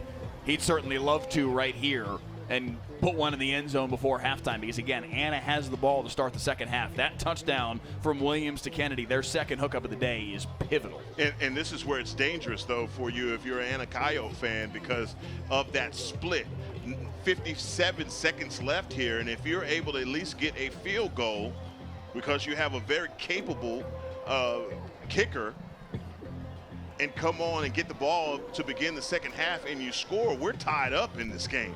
Yep. So either way you look at it, right now you can't just play to go to halftime. If you're the Wildcats, they're looking to try and get this thing down at least in field goal position so at least they can get some points. They burned one of their timeouts there when Anna still had the football in an effort to try and get it back, and they have one more remaining here as they take over at their own 26. Hackney Speed out. Making a man miss is Nolan Buckles. Dives his way forward, close to first down yardage. He'll be a yard shy, a pickup of 9 on the play. 40 seconds and moving. Hackney claps for the snap. Pressure in his face, fires. Came out of his hand awkwardly. That is an incomplete pass. He was loading up to fire it deep from Zayden Crane, but the pressure got to him just in time. And that's Zyondre Williams coming on a blitz. This is quarterback on quarterback crime. Man. This kid does it all. It's unbelievable to me that they're doing this because he is their offense, as yes. you guys have seen tonight. But that's how important this game is. 3rd and 1. Newton on the handoff. They were trying to see if they could surprise him with a running play. They don't. 26 seconds on the clock. The clock will stop at the very least for them to set the chains. Is Allison going to burn that final timeout? Timeout for offensive helmet coming off. Oh, Cam Newton's helmet came off again. That might be enough for Allison to stash that timeout. Oh, wow. They'll set the chains, and Allison may still call timeout here. With the helmet coming off, Walnut Grove has elected to use their final timeout. Do not run off 10 seconds. Oh, okay. Would have been a 10-second runoff if not for Tommy Allison taking the timeout. So they will burn their 3rd and final timeout. They'll have 1st and 10 here, Heckman, at their own 37, but now down to just 26 seconds to work with. Well, this is the first time that we've seen pressure actually get to the Wildcats, and that's by way of Zyondre Williams coming in and getting some pressure on Hayes Hackney and affecting that throw. Other than that, he's been clean in the pocket. Now, they got to come up with something big here. They burned their last timeout, so no matter what they do, they've got to be talking this thing through. If we can get the ball, and I don't know what the length is for their kicker, but if you can get it, within 25 or so, man, we're running this guy out here immediately to try and get the 3 points. Yeah, we asked head coach Tommy Allison earlier this week about the range he would consider for his kickers, and he's listen, we're not trying to kick a whole lot of field goals. We're not worried about that. So. I mean, it sounded good. I loved it, but here you find yourself in a shootout. Now it's important. Ranzer has looked good on their 2 PATs, maybe at least range to about 40 or so. Over the middle, right on the target for Hayden Cooley. 1st down and into Anna territory. 21 seconds. Clock will stop until they get the ball set. Back running now. 18. Hackney claps for the snap, clocks it. They had barely even gotten the chains in position. 16 seconds to work with. Walnut Grove is incredibly efficient at getting back to the line of scrimmage. This is what they do anyway. So when they're in this spot where they have to do it in this kind of situation where you're trying to clock it, they have no issues, Heckman. No, not at all. And here's the deal. Look at these safeties. They are sitting at about 25 yards off the ball. There's plenty of time left. You guys got to come up maybe a little scotch closer. High snap, Hackney setting up the screen for Newton. Cam Newton with a bevy of blockers in front of him, breaking to the near sideline. Newton trying to get out of bounds, down to 8 seconds on the clock. Run out of bounds inside the 20.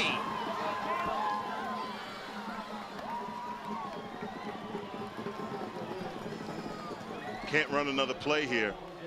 They are going to run the field goal unit on. Ryder Ranzer is going to run out there.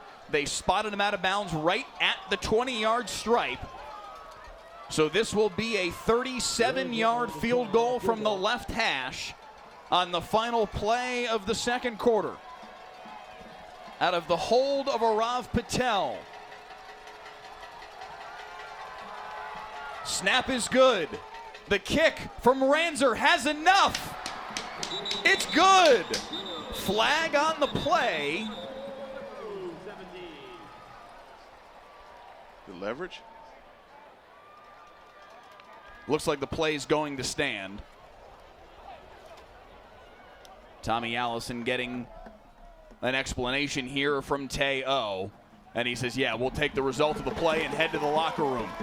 Well executed by Walnut Grove in the final minute of this first half And they cap it off with the field goal from Ryder Ranzer. Heckma, that is about as good as you could expect the high school football team to do in this kind of situation. Yeah, and Coach Ellison, again, I talked about it when they took that last time out, that's what they were talking about. Look, guys, we know where we got to get this ball to.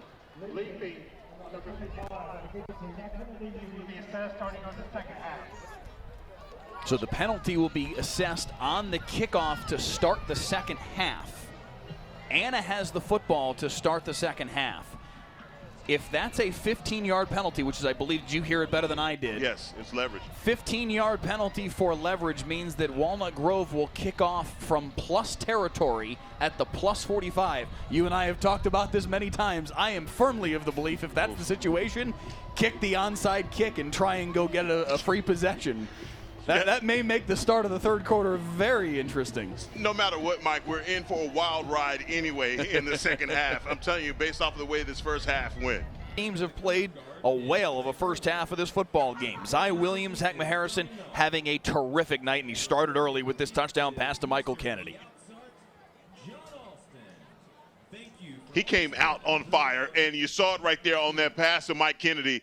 And, man, the fireworks were all around. This one went to Keyshawn Miles, who was wide open for 63 yards and 7 more points. It was 17-7. Anna led by 10 at 3 different points in this first half. Walnut Grove would get Cameron Newton going, dealing with a little bit of a hamstring we learned here recently, but a couple of touchdown runs in the half. It was 17-14 late in the second quarter, but then back comes Anna, and heck, with this catch was sensational for Michael Kennedy. Unbelievable. It looked like he was throwing that ball away, Mike, and then Mike Kennedy goes up. It looked like he jumped too soon. Yeah. But then able to tip it back to himself. Spectacular play. This was big for Walnut Grove to go down the field in only a minute and 3 seconds and set up the field goal from Ryder Ranzer from 37 yards away to cut this down to a one-score game. And that matters big time, Heckma, because of the fact that Anna has the football to start this second half. It looks like now everybody is backing up. They started to set it up at the 40-yard line, and I was wondering if everybody was going to remember what happened there before halftime. I genuinely wonder, is Walnut Grove going to kick an onside kick here?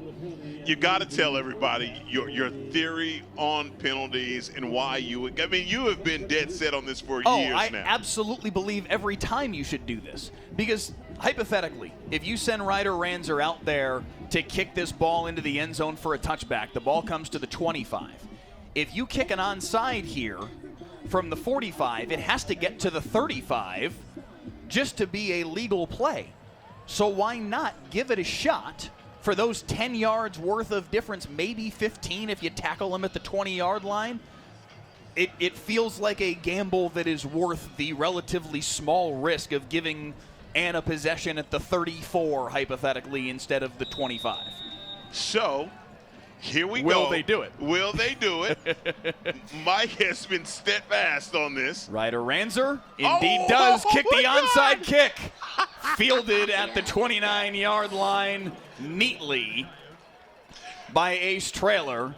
Mike, and Anna will have possession. Mike, when you going into coaching, man? Buddy, I think I'm starting to convince people all around. Listen, I cannot claim any real originality in this idea. It's not it's not some state secret. Yeah, however, right. I firmly believe it's what you should do. That's awesome. And then on top of that, for Tommy Allison to take the risk, knowing that he had the advantage of the penalty, is awesome.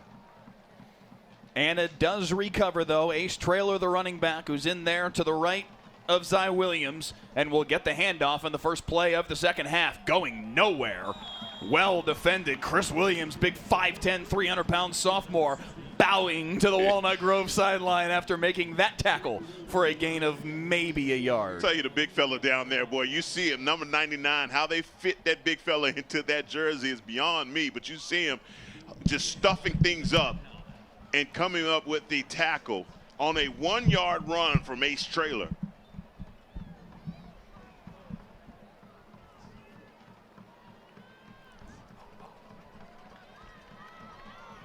Second down and 9. Pressure picked up well. Now a delay blitzer comes, and Williams is out the back door and scoots his way for a couple of yards. Give you a look at our halftime stats. Only a couple plays into this second half. Anna with a little over 100-yard edge in total yards. Zai Williams with a monster first half, almost 300 yards of total offense. I mean, he's absolutely killing it. 309 yards there in the first half, 207 for Prosper Walnut Grove. Here's the deal, no turnovers as of yet. So I think that is really going to be a big deciding factor here in the second half. 3rd down and 7. Big opportunity for the Walnut Grove defense right out of the gates here in this third quarter. Williams spied, fires over the middle, in and out of the hands of his intended target. The freshman Houston couldn't squeeze it, and it's incomplete. Cormon Houston has an opportunity here, but this is on the scramble from Williams, recognizing the pressure to his right side. He steps up in the pocket and finds the freshman coming across. Oh, man. Big time opportunity, but now, is this the first punt of the game? It is for the Anna Coyotes, yes. We did see Hayes Hackney quick kick it that one time in the first half. That is it. Mariquin puts a foot into this one, high into the Prosper Knight, and checks up right at the 35 and just bounces sideways. That's a big punter. That is a big-time defensive stop from Walnut Grove. That's the first time today that Walnut Grove has had the football and not scored, I believe, correct? I believe so. I cannot think of a time where they were stopped in the first half. They had to kick the field goal. That was about it, Mike. That's why I was shocked that they brought the punter out. But again, that was a big drop by your freshman wide receiver. So Walnut Grove, for the first time tonight, gets a stop from their defense. And Hayes Hackney and company take over at their own 35-yard line. Hackney, flush to the near side, dances away, now flings it backside to Newton, and Cam Newton has got all day to run. Out of bounds across midfield and banged out of bounds on the far sideline. Now, look, nothing about this is designed, but you see Hayes Hackney coming all the way out to his left, trying to evade the rush, but man, does he find the right guy in Cameron Newton. I don't know about that hamstring, boy. He looks pretty good to me. There was a discussion that was being had out here in the press box at halftime. It was not something that was discussed earlier this week with Tommy Allison. But a little bit of a hamstring, just a issue, a tweak, yes. I wouldn't go any farther than that, but just dealing with something. Dealing with it just fine on that play. And he'll get the carry again here on 2nd down and 8. Only a yard, and quickly it's 3rd and long. Way to go inside this defense again. Draylon McMahon, number 99 in the interior, coming up with a big-time stop. This 3rd down for this Coyotes defense. If they could get off the field right now, boy, this would go a long way for them. 3rd and 7. They've got to get right to the 40-yard stripe to move the chains. Empty set for Hackney. Quick throw for Newton. Newton's got blockers, makes the first man miss, and he's got the first down inside the 40 to the 36. And that's the one thing about number 1 Cameron Newton. The first guy is usually going to miss him. What a special talent he is.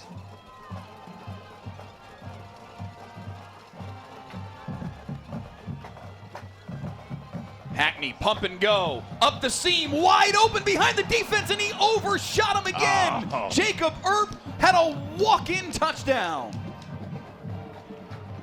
Boy, Hayes Hackney is going to be mad at himself when he reviews the film on this one, because Earp was taking that one to the house.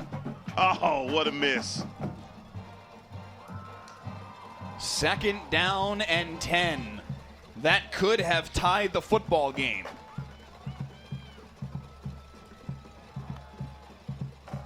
Hackney's going to keep it himself. Bottled up in the interior, Jaden Parker finishing him off. Ryan Tsutsumi there as well. Tsutsumi coming from the outside. We see number 15 put have an impression in the first half and just tracking down Hayes Hackney. Another third down, Mike, and I think here you're in 4 down territory. They need the 26 to move the chains. Hackney. Deep ball again. Nobody home except for a coyote. Was it caught? That's an interception in the end zone. Josiah Smith, the former receiver, showing off the hands with the pick. Oh, where's Tuna? Oh, he's right on this shot. How does he lay out on this one? This is spectacular. Oh my gosh.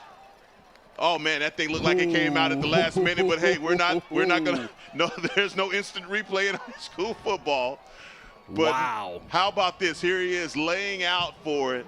And that ball looked like it came out right there at the last minute, but either way, they're going to claim that this is an interception and touchback. I said it earlier when we were looking at the stats that this game, we hadn't had any turnovers so far. This is the first one to start the second half, and Walnut Grove with an opportunity to tie the ball game up. First the overthrow of Earp, then the interception by Josiah Smith, and Anna takes it back. Zyondre Williams trying to play Houdini again and hits Cormont Houston, but out of bounds. Tommy Allison saying that ball was bobbled. Officials are going to talk it over. No, he's going to say that's a catch. Wow. He's going to say that's a catch. I think Tommy Allison may be right on this one. Oh, man. Well, there's no replay, so obviously, again, that was a spectacular catch from Cormont Houston. Wow. And again, Zyondre Williams just finding the open receiver down the field. 1st and 10 at the 49. Williams near side. Kennedy with Got blockers. him. Michael Kennedy looking for touchdown number 3 of the day. He gone. Michael Kennedy came into the day with 4 touchdown receptions. Now he's got 7. Man, I can't wait to put the highlight reel together for this young man, because I'm going to tell you, as soon as this thing was called, it was so blocked up so well from our vantage point, there was no way that a Wildcat was going to catch him. Right now, the Anna Coyotes, they are putting on a masterclass right now, man. We knew that a bunch of points would be scored, and I think we're well on our way. This is a shootout. 51 yards for the touchdown, and Anna has a 2-touchdown lead. 31-17 the tally. The Coyotes capitalizing on the interception of Hackney by Josiah Smith. And they have built themselves an advantage here on the road against Walnut Grove on Friday Night Football.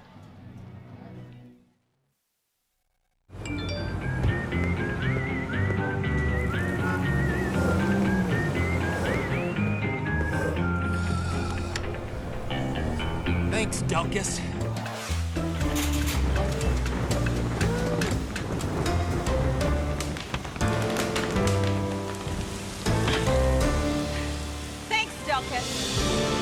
Possibly the most loved and hated man in North Texas. Whatever the weather brings, we bring the Delkus. End zone shot. What a catch. Catch a live broadcast of every play of the biggest high school football games. Next week, West Mesquite at Carrollton Creekview. Stream the broadcast free next Friday night at 7:30 on WFAA+.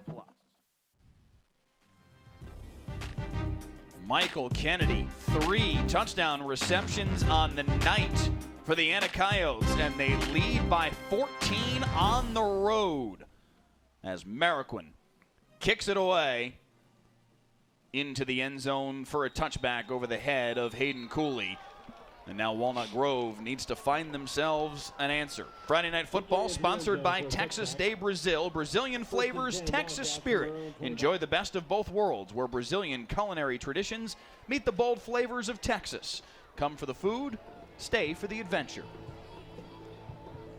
And what a matchup this is. And I tell you what, the offensive and defensive coordinators for both of these teams matching wits here and just finding a way to come up with the big plays. Right now, Carson Meager has got to be on it right now. He has got to find a way to calm down Hayes Hackney, because he has been just too much mustard on these balls. Cam Newton gets the first carry of the possession, picks up 5 right out to the 30-yard stripe. I mean, we've seen him miss a couple of these throws to receivers wide open. And you've got to hit these guys here in the second half. Cam Newton up to 108 rushing yards on the day on 23 carries with the 2 touchdowns. Gets the tote again here, a pickup of 3. Newton with 3 more yards.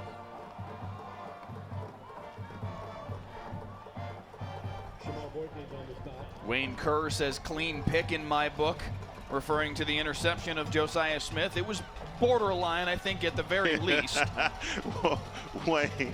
Wayne is an Anacayo fan through and through. Newton nowhere to go.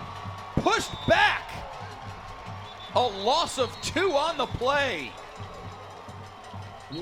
Well, great job by number 90, Caden Banks, in the middle of that defense, doing a great job. You see him right here and number 2, Corday Young.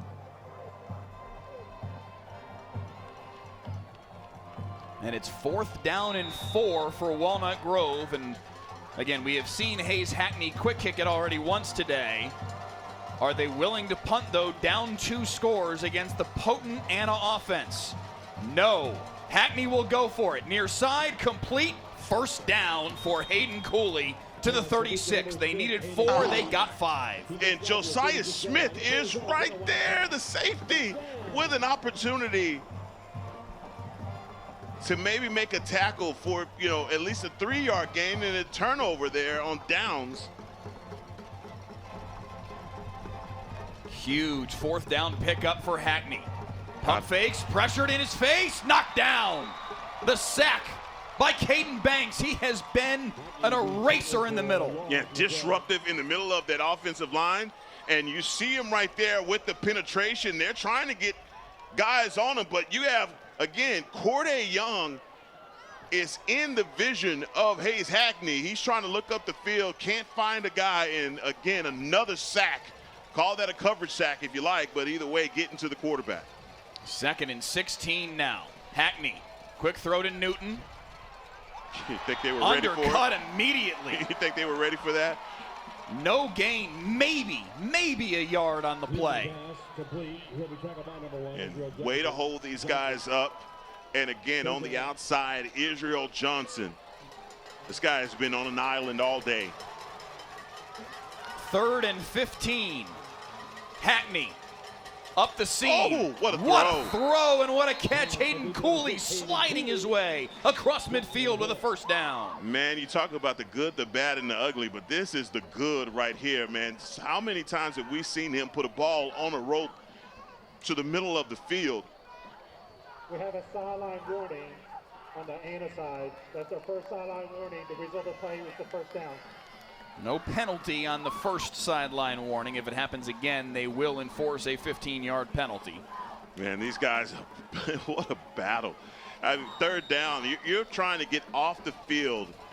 If you're this Coyotes defense, they're coming up big, boy, but they can't stop Hayes Hackney. Hackney again to the air. Zayden Crane bottled up. Met Brennan Williams right in his face. Tell you what, man, this Brennan Williams, man, he plays safety, but I tell you, he looks more like a linebacker back there, a big-time hitter.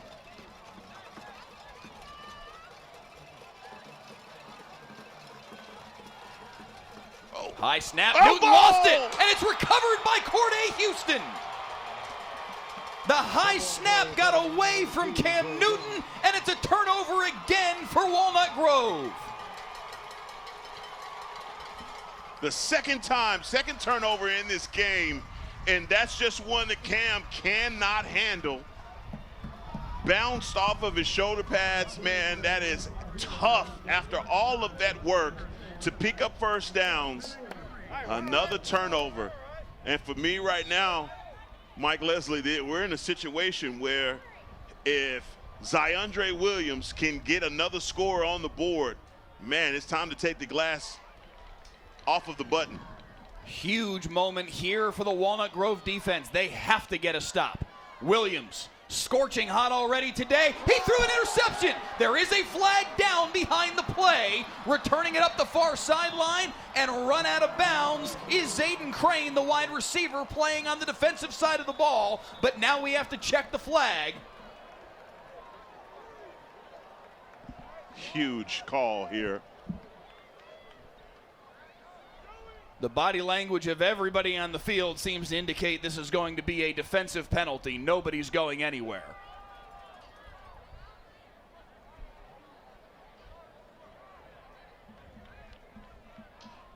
This is a huge call. Referees are huddled up over here.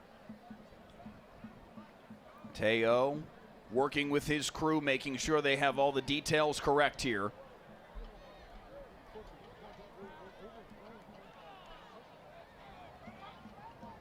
Okay. There's a lot to go over here, right. evidently. This is some suspense.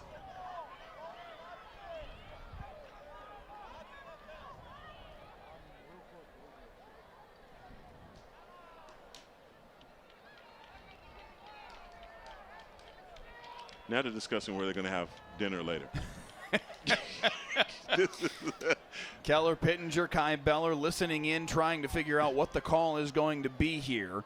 This is an awfully long discussion. There's only one flag down. I beg your pardon, there are two flags down. Teo needs to talk with his line judge first. Corey Hicks. Well, no one's come over and talked to Coach Allison, so I guess if that's indicative of anything, then obviously, and the offense for the Coyotes is still on the field. So, way to let the suspense build. All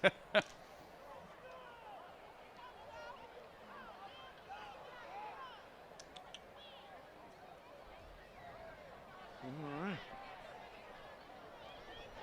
Do we have a conclusion?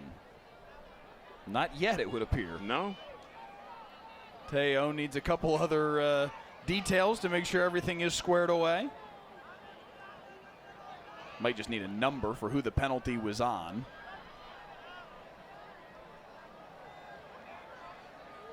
I mean, come on, guys. I don't know why this is taking this long. There are two flags that were down. There was one deep in the secondary, and then there was one shallow of where the ball was intercepted. Okay. They have not moved the sticks yet. Nope. Perhaps these are offsetting penalties and it's replay first down, but if that's the case, that would be real easy to figure out where the ball would go. Right back at the 48-yard line like it was. Here we go. Are we sure?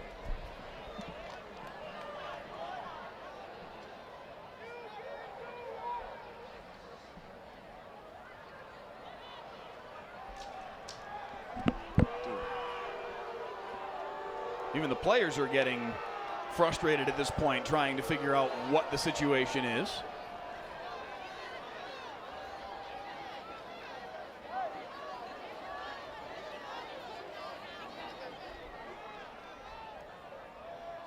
Okay, here we go, I think. Before the interception, we got pass interference of the defense.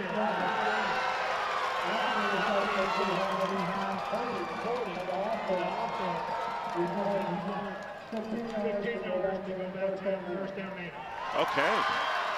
All right. So it remains Anna football. That's the most important piece of the equation here. So they'll walk off the 15-yard penalty for the pass interference, then walk back the 10-yard penalty for the holding on Anna. That at least makes it make more sense why they needed to sort all of this out.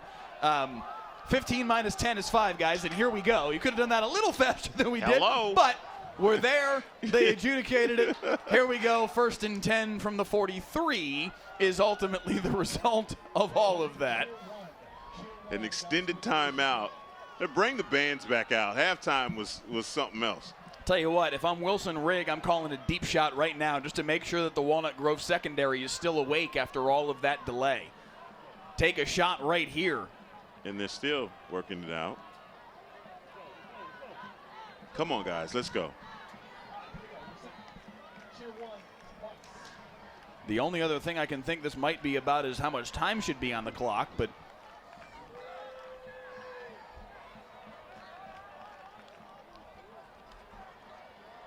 Anna is going to huddle back up.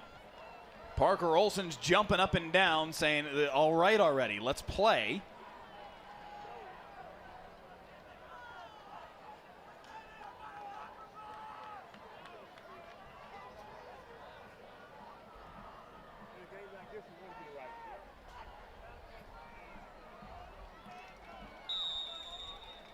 Hallelujah, we are ready for play. First and 10 at the 43.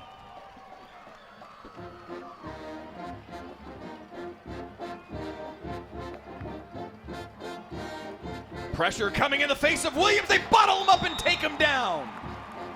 A huge play by the Walnut Grove defense. And they finally get Parker Olson home, coming off the edge, and there was nowhere for Zyondre Williams to go. That's a great call on first down. Parker Olson with the sack. A loss of 8 on the play. It's 2nd and 18. Walnut Grove's defense has to come up with a stop here. Under 5 in the third. Williams, QB keeper, strung out, waited for a hole to open up. Picks up 5 on the play. Pittenger there to finish him off. Well, you got a blitz coming up the middle of the field. They're just trying to flush him out and dictate where he has to go. That's a great job. Pittenger, again, dictating to him, making him get out. And Parker Olson has something to do with that as well. They've just got to continue to put pressure on Zyondre Williams. They are not faring well, just sitting back in coverage and allowing him to pick them apart. 3rd and 13. The 33-yard line is the line to gain for Anna. Pressure again. They pick it up well. Throw far side. Complete. But Keyshawn Miles is short of the line to gain. It will be 4th and 3. You're not even thinking about it right now. Coach Seth Parr. You see the body language of Zyondre Williams. He's running right up to his coach and saying, look, just give me the right call. Zion Williams smells blood in the water right now. There is 3:51 here in the third quarter. A score here would be huge. From here, it would be a 53-yard field goal. They're going to call timeout. They will call timeout as the play clock was about to expire. And they'll think this over a little further. They do feel like Desmar Mariquin has range out to around 50. This would be every bit of his range, 53 yards from the left hash. If he were to make it, it would be a 3-possession lead for Anna, so there is value to that. But that is a monster kick to ask for from a high school kicker. Yeah, that is next level right there. If that's what you're banking on. You know, my thing is just based off of where you are, this is an opportunity for this Coyotes offense. You pick up a first down here on 4th and 3. Man, you talk about the shift or just continuing to pile on here for the Coyotes. Man, this offense has been firing. Let's see what the call is. A year ago, Anna beat Walnut Grove 55-41. It was Walnut Grove's only loss of the regular season in what was an 11-2 campaign for Tommy Allison's team in their first year in a UIL district. Went 3 rounds deep in the playoffs, lost in the regional semis to Argyle. Anna a year ago went 6-2 in district play, also lost in the regional semis against district mate Lovejoy. Looking to knock off Walnut Grove for the 2nd straight year at a pivotal 4th and 3 forthcoming here. They need the 33-yard line for a first down. 2 H-backs in there with Zy Williams. Williams to the air, knocked down at the line of scrimmage. He caught it, and he's going to pick up the first down. Zy Williams doing it all himself, and he moves the chains. Mike, this is absolutely insane. This Walnut Grove defense makes a play, and they knock it back to DeAndre Williams. Are you kidding me? There is nothing this dude cannot do. Are you kidding me? That is outrageous. I told y'all, let's not settle on play of the game so quick.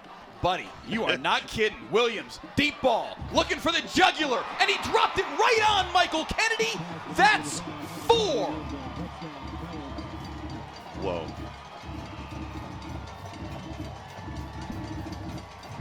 DeAndre Williams right now has been putting on a show, and he came back out here in the second half and said, if you think that's all I have, wait till I give you the encore.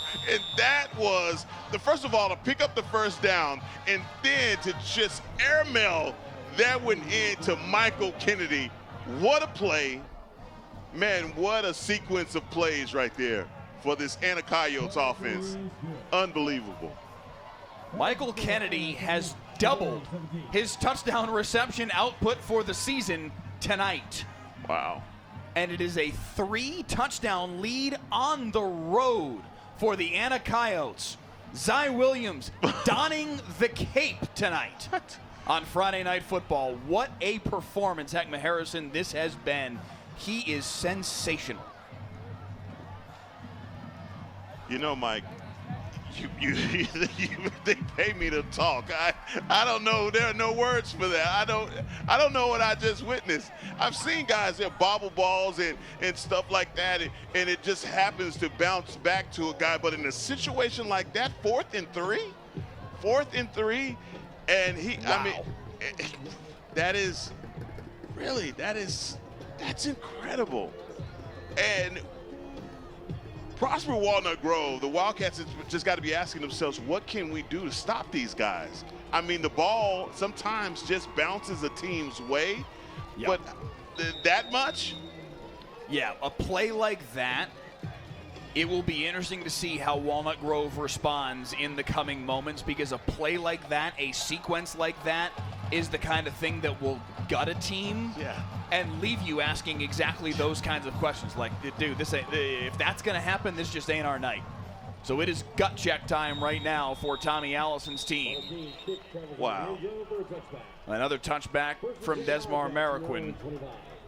And Hayes Hackney will take over with his team now down 21. I mean, this is an offense that is used to scoring 70 points a game. So being down 21 ain't much. They just got to get on a roll. Rowan in the YouTube comments says OMG. Bootleg says wow. Wayne Kerr says give us Duncanville. The Anacoyotes fans are feeling themselves right now. Hey, Wayne, whatever you're drinking tonight, bring it up into the stadium. I want some of that, Wayne. You're on fire tonight, brother. Bring us Duncan. 1st and 10 for Hackney at the 25. Completes it. Nolan Buckles dragging tacklers close to first down yardage, in fact. Based on the near side line judge spot, he will move the chains. You need more plays like that. You got to score quickly here. Goodness gracious. In the backfield immediately is Quan Young. No time to celebrate, guys. These guys are going to get back to the line of scrimmage quick.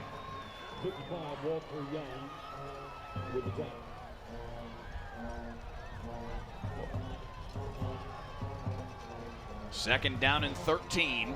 Newton motions out. Hackney. Nowhere to go. Trying to make something happen.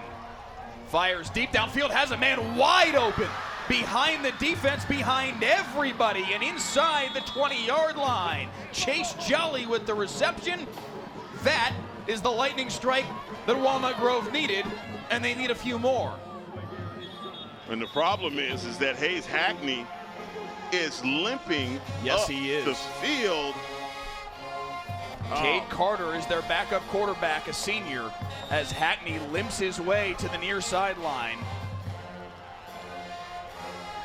Carter claps for the snap and hands off for Newton. Cameron Newton pushing the pile for 4. Hackney is being worked on the near sideline at the 43. And it looks like we're talking cramp.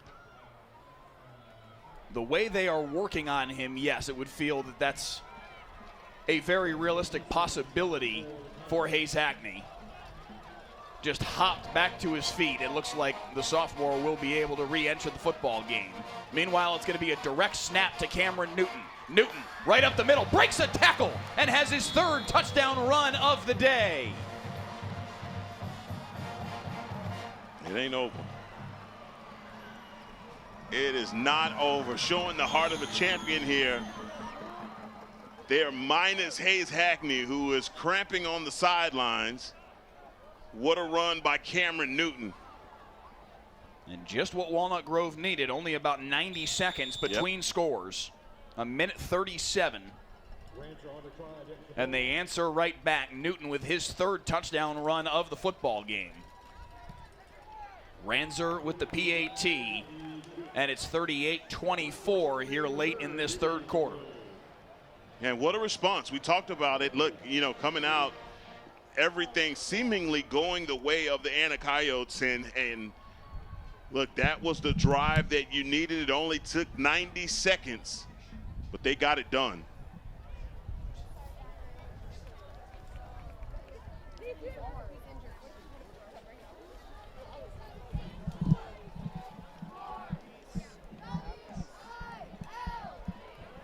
Hayes Hackney still being worked on the near sideline.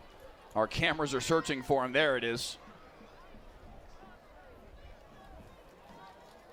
Still being worked on by the training staff for the Walnut Grove Wildcats. Tara Humphrey, Brianna Williams trying to get him back to the point where he can get on the football field. The best scenario here is that they scored without him having to be out there. So he now has this defensive possession to at least gather himself a little further, but the training staff has now walked away from Hayes Hackney. It would seem he's going to be okay. Boy, do they need him. And what they really need is a couple defensive stops. Kickoff, fair caught wisely by Zay Flanagan. As they tried to pop it over his head, he was able to chase that one down just barely. Yeah, that fair catch came out late, didn't it? It was a bit of a risky decision to signal for a fair catch that late in the process, but it was the right decision because it would have been tough to return that one. But back comes Superman. Yeah. Zion Williams onto the football field. Number 8 in white, right there at the top of your screen, has been sensational tonight. I said it in the open, Mike. This kid has a different, the fuel that he's putting in that engine is a lot different than a lot of athletes that we've seen. And when he decides to go, he does it. Handoff up the middle, but flags at the snap. This looks like it's going to be a procedural penalty against Anna.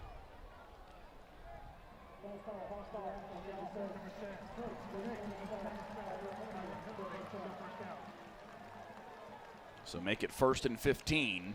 And Walnut Grove yet again, Heckma, in a position where you've got to make a stop right now. Yeah, get a stop, get the ball back, get your offense back out on the field, and then you can make things a lot more interesting.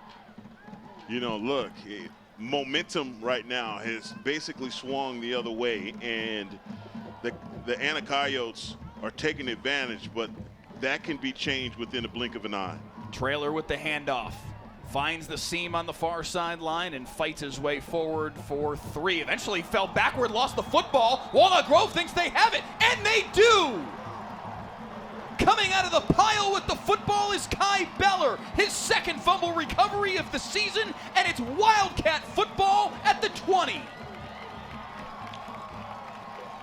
That's the stop that you needed, and you get it. Talk about giving the ball back to Walnut Grove. Even better, how about getting the ball plus territory for your offense? And man, has the energy ever changed on the near sideline in a hurry. They're going to have 1st and 10 at the 19, and now my question is, does Hayes Hackney come on the football field right now? He does, because I thought he was going to have a nice long break while the defense was on the field. That changed in one snap. Not so much. But Hackney is on the field, able to work through what we think was a cramp, and it's 1st and 10 at the 19. He'll hand off for Newton. Into the pile for 2. Now, this Coyotes defense, boy, they have got to stand up. They're in a situation right now where, again, a score right here, Mike, it really does make this, really changes things, because it seems like they were up for 21 for a very short period of time. The touchdown Walnut Grove scored moments ago is still less than a minute of game time ago. 2nd down and 8. Little pitch out to Newton. Following blockers. Fights his way forward to the 10, close to 1st down yardage.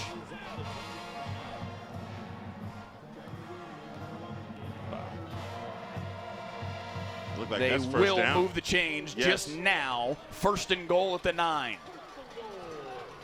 30 seconds left in the 3rd. Newton again, straight forward to the 3. Uh-oh. More pushing and shoving down there, and Caden Banks, guy that's had his imprint on this game, he's battling it out with his Wildcats offensive line. But boy, this defensive line, they've got to get a stop right now. Cameron Newton is gashing them. We will head to the 4th.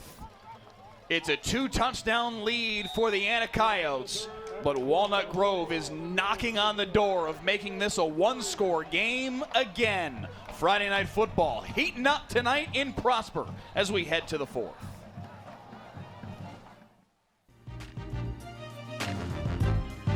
It was a 3-score lead for the Coyotes not long ago. But a deep connection from Hayes Hackney to Chase Jolly set up a Cam Newton touchdown run. Now a turnover as Kai Beller recovered a fumble from Ace Traylor. Has put Walnut Grove on the doorstep. 2nd and goal from the 4 as we start the 4th quarter. Heckma Harrison, a chance to cut this down to a 1-score game. Man, this game has been so back and forth, and I said it earlier, it really feels like a game that is going to come down to who has the ball last. Direct snap to Cam Newton to start the period. Same set they've gone with on 4th and shorts. Newton plunges forward to the 2, maybe just inside of the 2, and it's going to be 3rd and goal. Yeah, they're coming right back with that student body right package.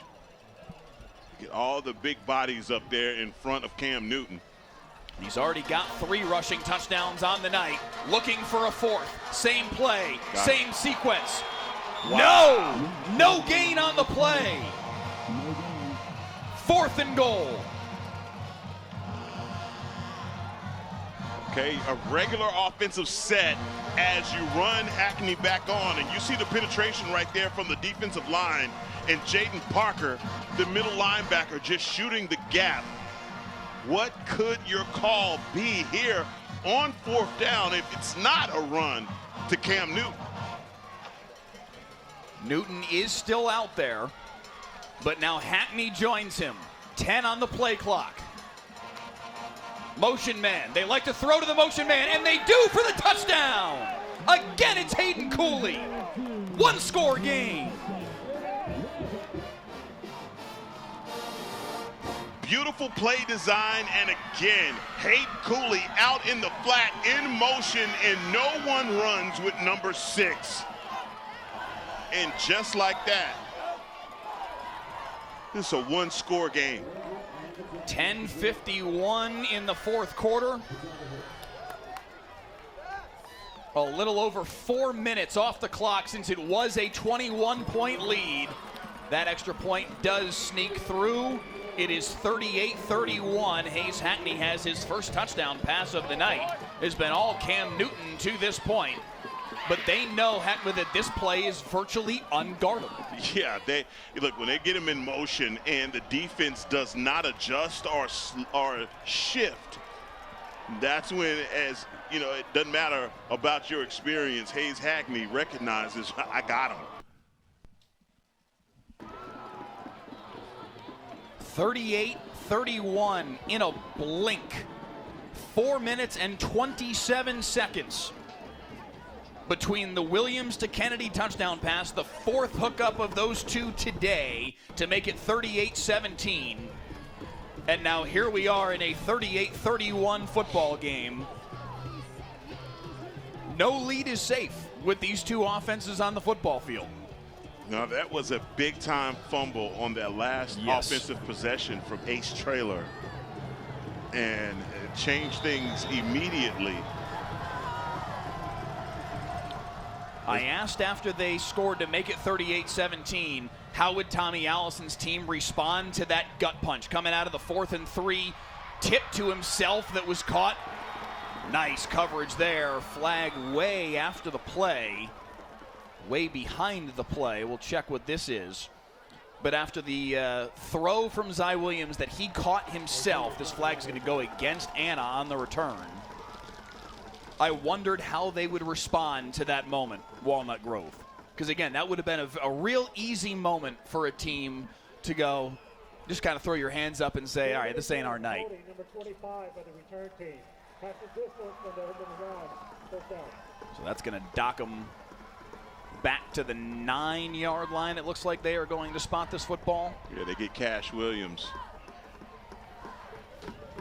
And again, you were spot on for asking that question, because the ball was literally bouncing every way it possibly could in favor of the Coyotes. And then finally, the turnover battle between both of these teams. Think about it like this. You had a throw from Zyondre Williams that was overruled because of a PI. That was the first thing, the bullet that was missed by them. But then, as you know, you say, ball don't lie. And Ace Traylor with the fumble. Williams goes to work, throws it wide of his intended target, Keyshawn Miles, and incomplete. As Anna starts at their own 9-yard line. Really, for the first time in at least a quarter worth of action, Heckma, that pressure seems to feel like it's on the Coyotes offense right now. It did. It shifted so fast. Yeah. I mean, you go 21 up and the band is playing, and it's like, hey, we're just going to get on the buses here, guys, and not so fast, because Walnut Grove, they have responded in a hurry. 2nd down and 10. Grove showing pressure. They come off the far side, and they get home again. Zy Williams sacked for the 2nd time in the half. Man, look at this pressure coming into the face, and they are dictating to him. I said it before, and you saw the shift defensively with the Wildcats. They are just not sitting back, allowing Zyondre Williams to pick them apart. Way to bring the blitz. Alex Omet with the sack, the senior with his first sack of the season, and Zy Williams is standing in his own end zone on 3rd and 15. Pressure again in his face. Able to get outside, breaks contained, fires downfield, incomplete. Looking for Keyshawn Miles. Walnut Grove's defense makes a stop. Anna will have to punt. Boy, did this momentum shift happen so fast. One thing I've noticed on the pressure that Walnut Grove is bringing, Heckma, they are very strategically bringing two guys on the same side to try and eliminate the possibility of Williams breaking contain. Right. Both times they got home, that's what worked. Flag at the snap. Goodness.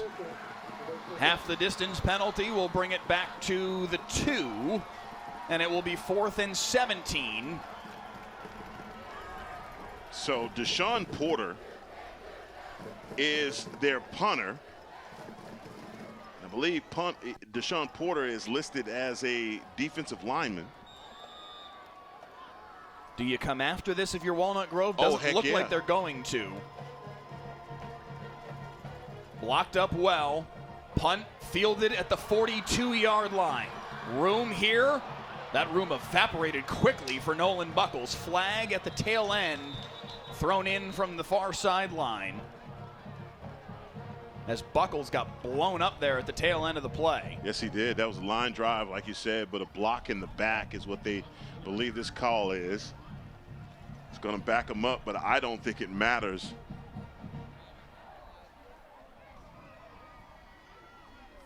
Without a penalty, the ball would be there at the 35-yard line. Let's see what Teo and his crew have to say here.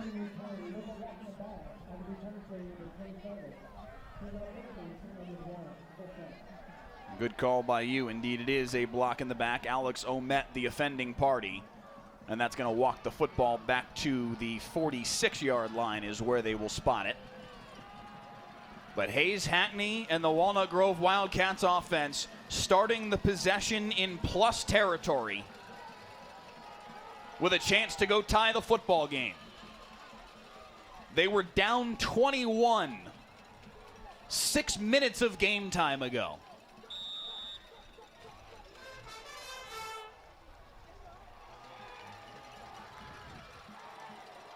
Newton for 5. Yeah, working his way back down inside. Those counters continue to come at this defensive line. Boy, they got to really, again, right quick back to the line of scrimmage. Another Hackney count. to Crane. Squirts through, first down, a pickup of 6. And look at this pace. Right back to the line of scrimmage. Defensively, you hate this.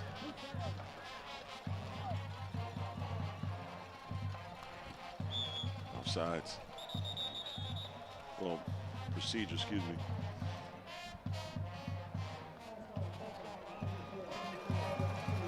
It is a false start on Walnut Grove. Sometimes they go too fast for even themselves, Heckma. I know, right?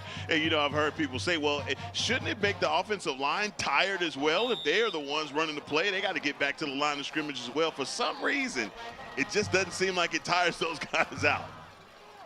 1st and 15 now after the penalty. They need the 23 for a first down. Pressure off the edge. They pick it up. Hackney wide open is Zayden Crane. Crane hopping his way into the red zone with another first down.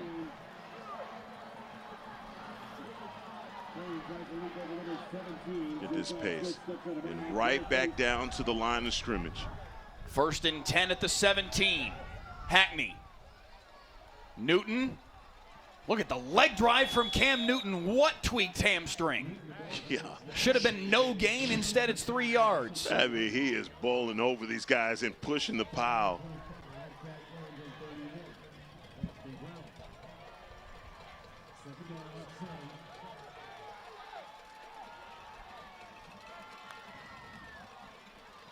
Hackney pressured, steps up, takes off and runs for it, spins his way inside the 10. Close to first down yardage. What a play by the sophomore. He's limping again.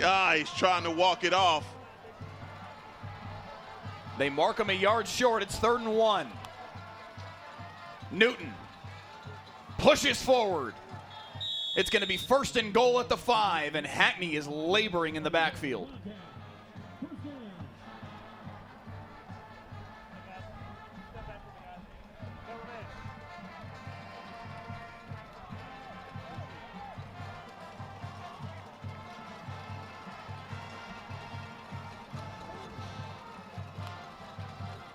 Newton straight ahead. 2 more. He's to the 3. Heckma, I've got to imagine if you're the Walnut Grove, if you're the Anna defense, you're seeing what Hackney's doing right now. You've got to know it's all Cam Newton all the time right now, right? I'm not even worried about Hayes Hackney at this point, especially from a running standpoint. And they motion out to an empty set. Hayden Smith in an H-back type of spot to the right side there. Now he'll motion out. Tommy Allison's going to call timeout before that ball is snapped. He's like, wait a minute. You got way too much stuff going on right here. If you're Tommy Allison, you got to figure out a way to get Hackney back together. That cramp in his calf, boy, he's trying to walk it off and play it off. But this last possession, this fourth quarter possession for them is so important. They have an opportunity to tie the ball game up. So you got to make the right play here. It's just second down, so plenty of opportunity. It was 38-17 Anna after Zy Williams' 4th touchdown pass of the day just to Michael Kennedy, 5th in total. That feels like an eternity ago, and it's just a few minutes ago where I was of the mind state that this Anna Coyotes team, period, had exactly their dominance over Walnut Grove. And these young men said, nah, it's not going to happen, not in our house. It was only just about half a quarter ago that Anna led by 3 scores. Now it is 2nd and goal from the 3 out of this timeout. The first timeout taken in the half by the Grove. And they're 3 yards away from tying the football game. Hackney seems to be less gimpy. He'll throw it. End zone, incomplete. Woo. Kind of in no man's land between 2 receivers. Smith and Crane were over there. Yeah, they're going to Hayden Smith on that play. Yeah. And a great read, though, by the defense. So it's 3rd and goal.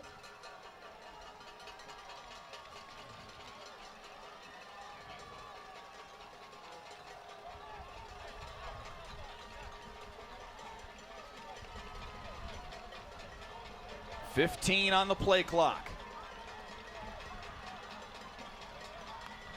Hackney. Pressured from behind, finds. Can't get it to the wide side, incomplete. He was looking for Hayden Cooley. Incomplete, and it's 4th and goal. Well, he couldn't get it there, Mike, because Corday Young is coming off the edge, and I think right at the last minute, he got into him. You see it. Maybe an opportunity. Boy, this is, how big is this one? 4th and goal from the 3.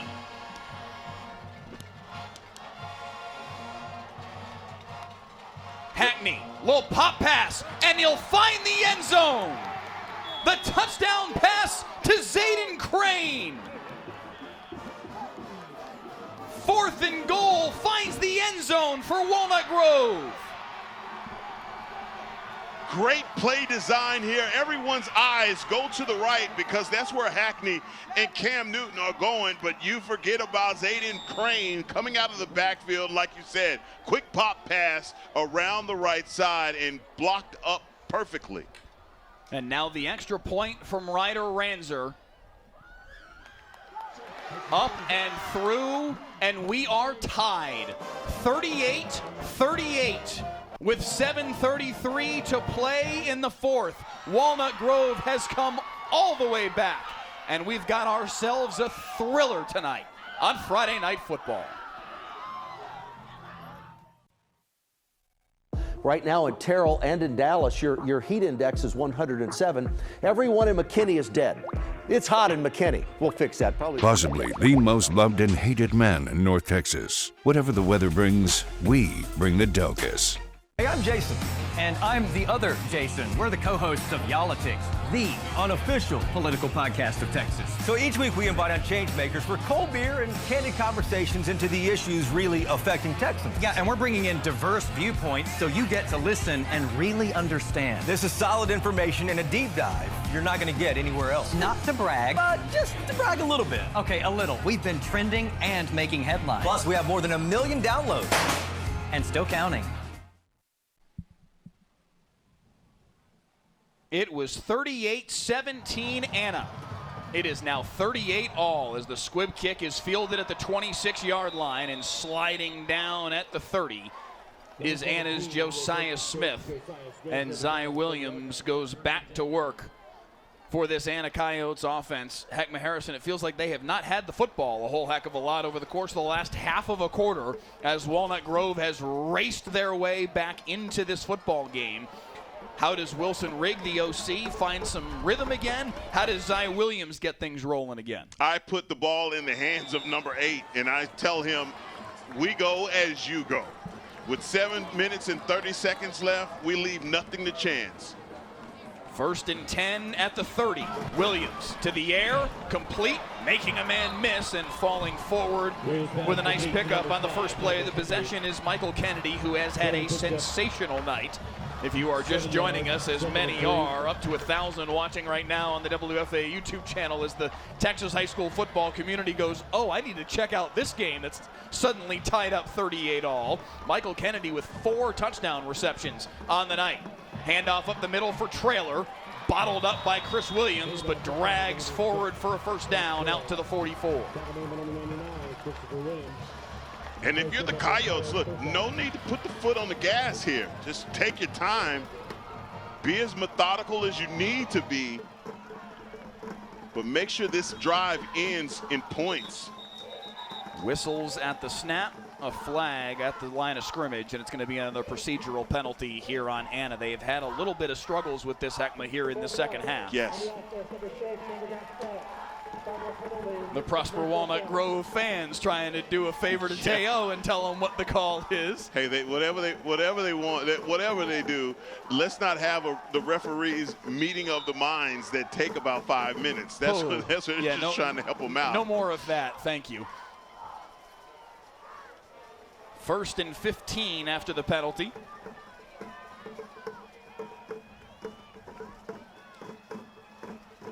Williams, clean pocket. Now flushed a little bit, dances away, tries to take off and run for it, and Keller Pittenger is there to end him. Pittenger with the sack, the 3rd sack of the second half for Walnut Grove, and now Pittenger is down after the play. Officials timeout for an injured defensive player.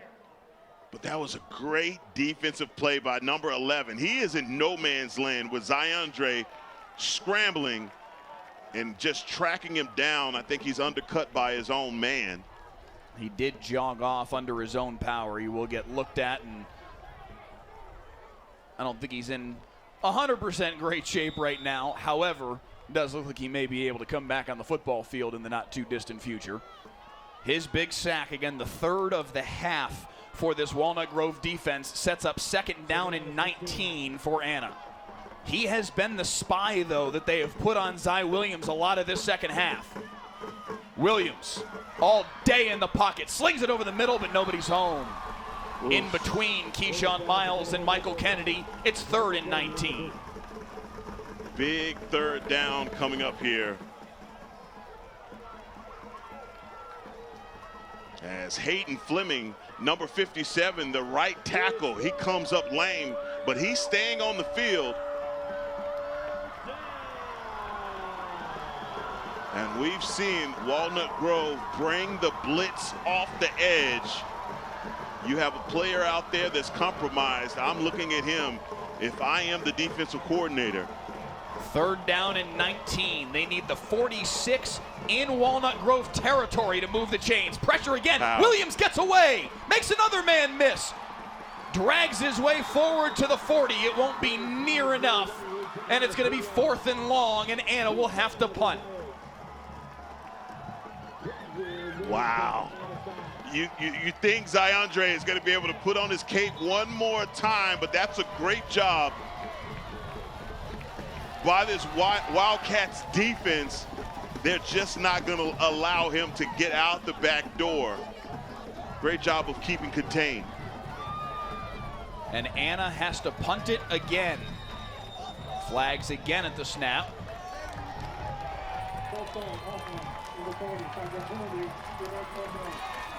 Penalties are starting to stack up for the Anna Coyotes. Yes, they are. Coach Parr has got to be talking to his offense and letting them know, look, guys, we can't stop them, but they're stopping us, and we've got to get this thing back on track. 11 penalties for 95 yards now on the night for the Anna Coyotes. What a kick. Deep punt. Fielded at the 20 by Nolan Buckles. Coming to the near side. Banged out of bounds at the 29. And a little woofing after the play from Bo Brown, who made the tackle. Frankly, he's lucky that that one didn't draw a flag. Yes, he is. But defensively right now, this is where you got to come up big. If you're this Anna Coyotes defense, they have not put a ton of pressure on Haynes Hackney. You know, this is a guy that's dealing with some cramping. But in the midst of that, he's just handed the ball off to Cameron Newton, and what a luxury to have a running back like that. way on the far side that Teo and company are trying to sort out. Sorry to cut you off there. My apologies. No, didn't see it.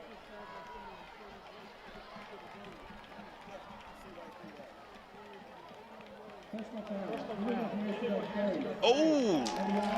Wow. Oh, that's going to place the ball at the 45. A huge penalty. And now the 12th of the night on the Anna Coyotes. Since they scored, Heckma, to make it 38-17, their offense has gone fumble by ace trailer, and then 7 plays, minus 17 yards, punt. 8 plays, 5 yards, punt. And Walnut Grove will start this drive with 4:47 left in the fourth quarter at their own 44-yard line. Hackney pumps, fires over the middle, complete for 6. And tell you what, man, what a brave performance here by your sophomore quarterback. At the times where it looked like this team was at its lowest, man, this young man has come in and has made the throws.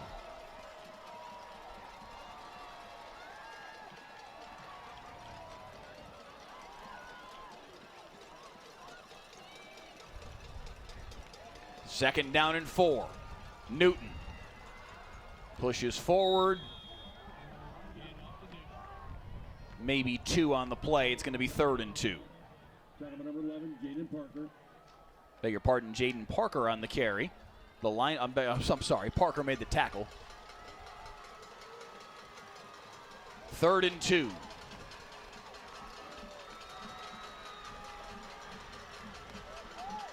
Hackney clapped for the snap. Did he get him to jump off? No. Yes, he did. They do drop the flag late. It is a free play. Swings it out for Newton, and now Newton's got space. Hurdles a tackler. Shucks off another one and gets down to the 35.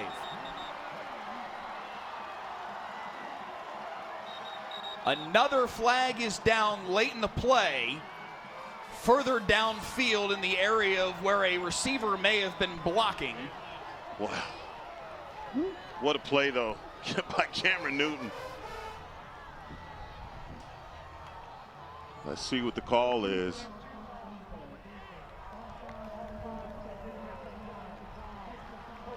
Oh my, tack 15 moron. A face mask on Anna.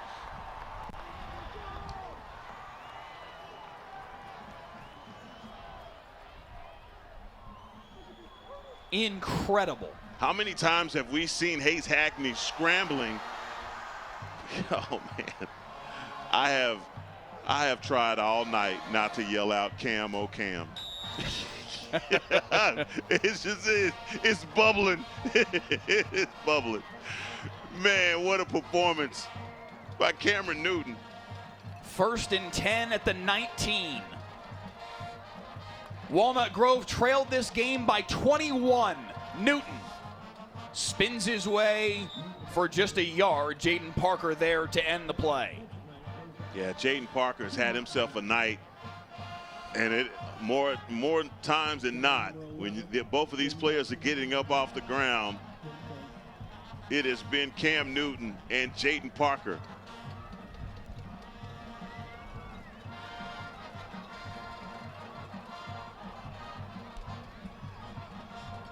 Time becoming a factor here for Anna. They're going to need to consider their 2 timeouts as Cooley goes in motion. Hackney fakes it, comes back near side. Cam Newton can't break away. Jaden Parker with a terrific play. All night long. And these two. And number 11 reads it perfectly. He's seeing Cam trying to get out in the flat. It's like, not going to let this guy go. And this is another big time 3rd down. How many times have they been in this situation and the Anna Coyotes just can't get off the field? I think they're going to let this one wind all the way down to the 2-minute timeout. They will indeed. 2 timeouts aside in a 38-38 football game. The 2-minute timeout comes with Walnut Grove facing a 3rd down and 7 at the 16. We're back after this on Friday Night Football. End zone shot. What a catch! Catch a live broadcast of every play of the biggest high school football games. Next week, West Mesquite at Carrollton Creekview. Stream the broadcast free next Friday night at 7:30 on WFAA+. Thanks for downloading the WFAA Plus app. The main page is a live stream of WFAA programming, and you can find on-demand stories as well. Just click a tab at the top of your screen and scroll down to find WFAA original programming.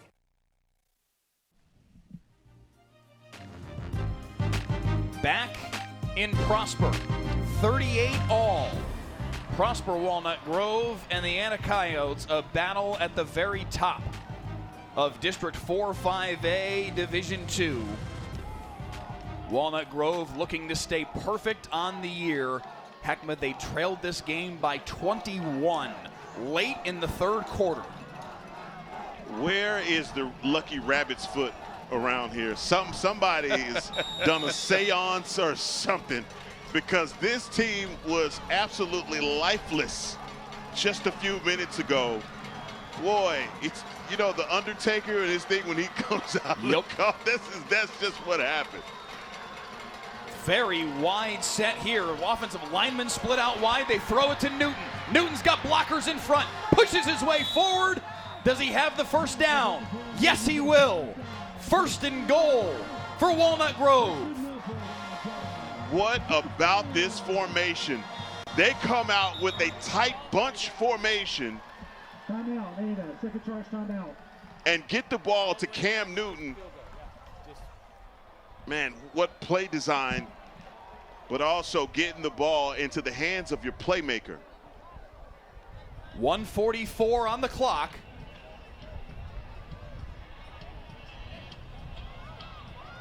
Timeout called by Anna.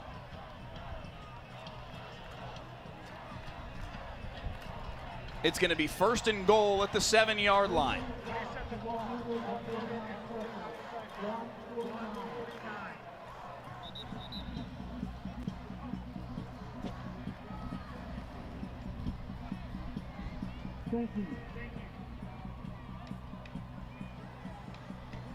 Wow. Man, this is minute 49 here. Ball at the 7. I wanted to say it, I said it earlier, man. It's just who has this ball last. Right now, ball is in the court of Walnut Grove. 1st and goal at the 7. Anna with only 1 timeout left. Walnut Grove can run the clock out here if they so choose. High snap. Newton able to bring it down. Anna's trying to let him score, I think, which is probably the right call.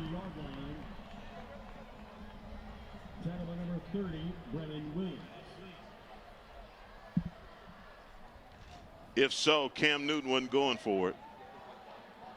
He was not going for it. He's like, nah, guys. We're going to let this clock run. And if you're a Walnut Grove, if you're an Anna defender, could you hypothetically pick up the ball carrier and bring him into the end zone? Is that the only realistic chance Anna has right now to get the ball back? Absolutely. Don't allow that guy to hit the ground. We're going to hoist him up, and we're going to carry him into the end zone.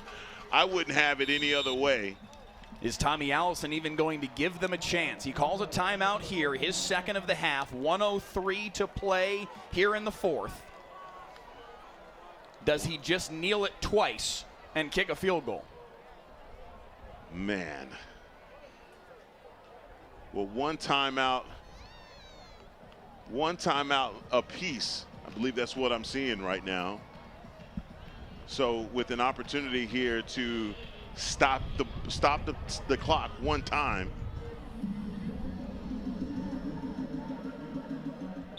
That's one heck of a strategy.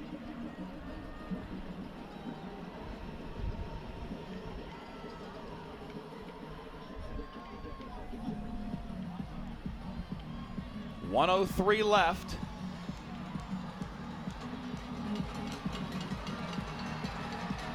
Second and goal at the 3. Anna with only one timeout remaining.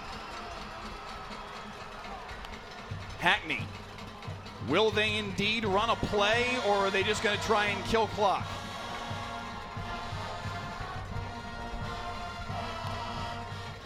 Newton falls down inside the 1. Inside the 2 is where they're going to spot him. And now Anna will use their final timeout. 56 seconds to play. That was the strategy for Tommy Allison. What was it? They had like a minute 30 left on the clock, and obviously just recognizing, look, I do not want to give this Coyotes defense the ball back.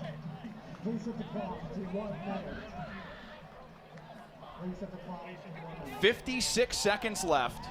Newton fell down at the 2 to force Anna to use their final timeout. They reset the clock to 1 minute. I think because Seth Parr came running out to call timeout, and they probably decided that instead of at 57 seconds, he had the timeout called a few seconds earlier than when they actually stopped it in-house.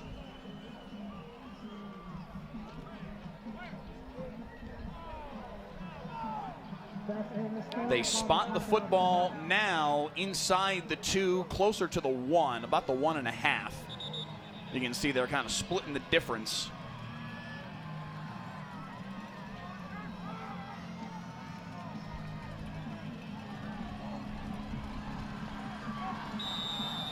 One minute even. It is third down, not second down. The in-house scoreboard is a play behind. It is 3rd and goal.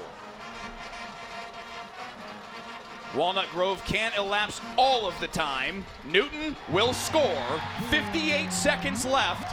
That's what Anna will have to work with. Walnut Grove has scored 27 straight to lead the game.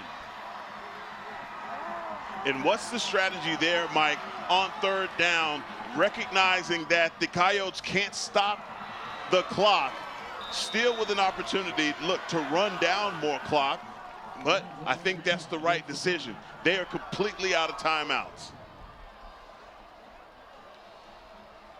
It comes down to, for Tommy Allison, as the extra point is up and through. It is 45-38. 58 seconds remain on the clock. Walnut Grove has scored 28 straight to lead this football game after trailing 38-17. I think what it comes down to, Heckma, is Tommy Allison had to ask himself, which scenario do I prefer? Relying on my kicker to give me the lead with about 20 seconds left and leading by 3 and giving, as we've referred to him already once tonight as Superman, Ziondre Williams, 20 seconds to go get a game-winning touchdown, or the current scenario, up 7, but 58 seconds to work with for Ziondre Williams. It's a tough decision to make. Ultimately, Allison decides to score the touchdown and give Zy Williams essentially a minute to try and match him. No, he's not wrong. And look, that was a gamble. But, you know, here's the deal. I would much rather have the touchdown than have Ziondre Williams impact this game even further than he already has. Because there was going to have to be some time left, scoring the touchdown, I think, is the right decision. If they could have worked it all the way down to 0 and kicked as time expires, that would have changed the math for sure. But now, if you're Walnut Grove, Anna needs a touchdown and a 2-point conversion to beat you, or a touchdown and extra point, and they need to beat you in overtime to lose this football game. Have we had any overtime games, Mike? I can remember the last one. Which is? Anna Salina. Anna Salina. Yes. Went to 4 overtimes a couple years ago. What am I talking about? Short kickoff. Fielded at the 19. A fair catch called for and made. It'll come out to the 25-yard line, and that is where Zyondre Williams and the Anna offense will begin this possession. Down a score. This is the first time all night that they have trailed. This is a situation, I'm telling you, for Zyondre Williams, I'm saying to my entire offense, guys, be where I need you to be. If I have to look out and make a quick pop pass to you, get it in your hands and get out of bounds. And look at this. Right away, they come out in an empty set. Williams, wide open near sideline. Keyshawn Miles, first down, out to the 42. He fell in bounds. You saw him. Keyshawn is looking to try and get out of bounds, but slipped. It was stopped at 53, 4 seconds later, 5 seconds later, 6 seconds later, they clock it. 47 seconds left in the fourth. It'll be 2nd and 10 at the 41.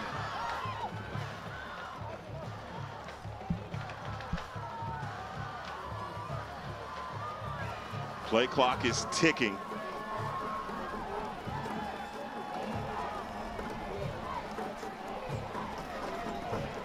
$18 on the play clock. Game clock paused after he clocked it.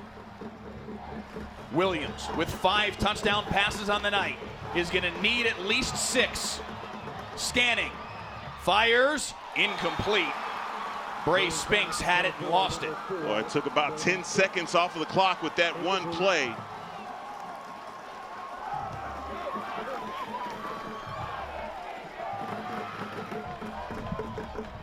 For those of you that missed it, Cam Newton scored the lead-taking touchdown for Walnut Grove with 58 seconds left on the clock in the fourth. 39 seconds remain now. Anna trying to respond. 59 yards away from the end zone. Up the seam, incomplete, in and out of the hands of Cormon Houston, and it's 4th down. Boy, what a dangerous pass. Cormon Houston gets his hands on it, but boy, you've heard the saying, tips and overthrows, got to get those. And the Wildcats miss an opportunity to close the door. It's 4th down. 4th and football game. 34 seconds on the clock. If Walnut Grove makes the stop, it caps off a dramatic comeback from 21 down. Williams pressured, escapes, still on his feet. Williams looking downfield, heaves a prayer into double coverage. It's knocked away. Walnut Grove makes the stop, and the Wildcats are going to win it.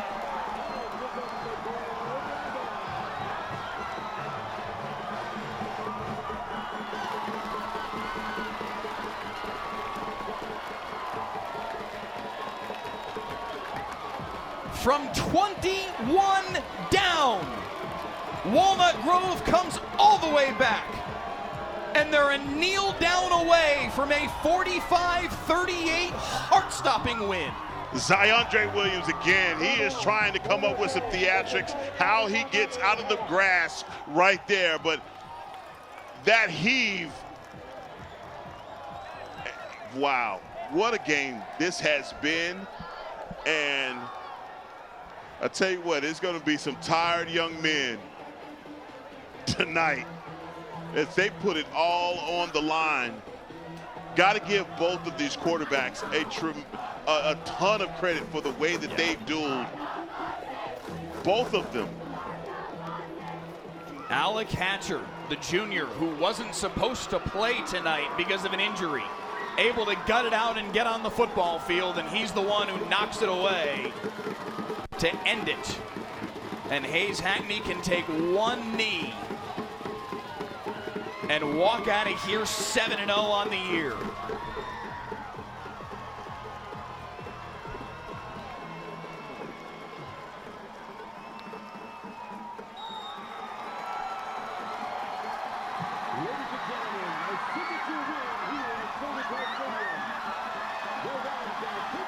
It's a program that has only been around for 3 seasons. but it's hard not to put that at the very top. Maybe the best win in Prosper Walnut Grove's young history, all the way back from 21 down to defeat Anna 45-38. This was a great contest, and I tell you what, sometimes you build a game up so big and it does not live up to the hype, but tonight, oh yeah, it lived up to the hype. I brought my cough drops and tea. I was ready. So right. We knew we were going to have a shootout, and this one did not disappoint. Again, I've said it before, Hayes Hackney, although he is a sophomore, you could tell that young man grew up big time tonight, dealing with cramps, but when they needed him to come up big and make throws, he did exactly that. Cam Newton is just, he's just different. Yeah. He is just different. But I gotta say this, do not discount this Anna Coyotes team. Yeah. Don't do it. The Coyotes are for real, and Zyondre Williams is a superstar.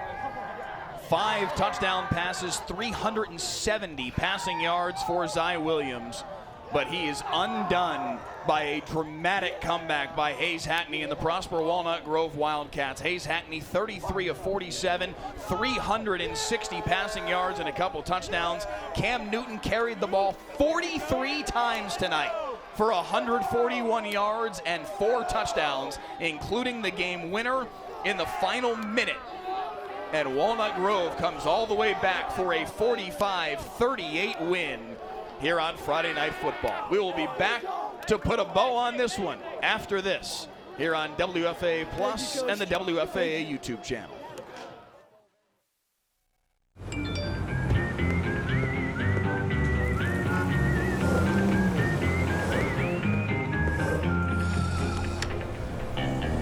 Thanks, Delkus.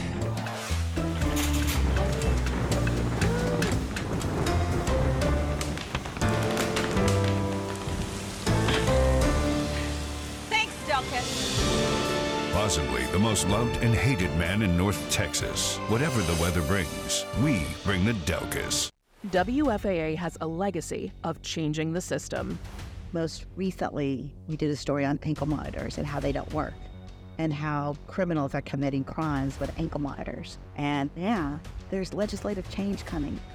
Our 2-year investigation caught the attention of state representatives. Now, it's a crime to cut off ankle monitors. I want people to see things that we need to hold people accountable for.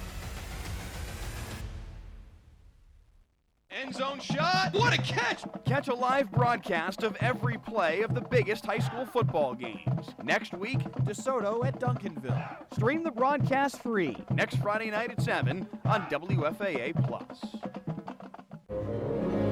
North Texas, it's a hot one today. If you're planning on taking the pumps out, make sure to protect your paws. That asphalt is going to be hot. Thanks, Delkus.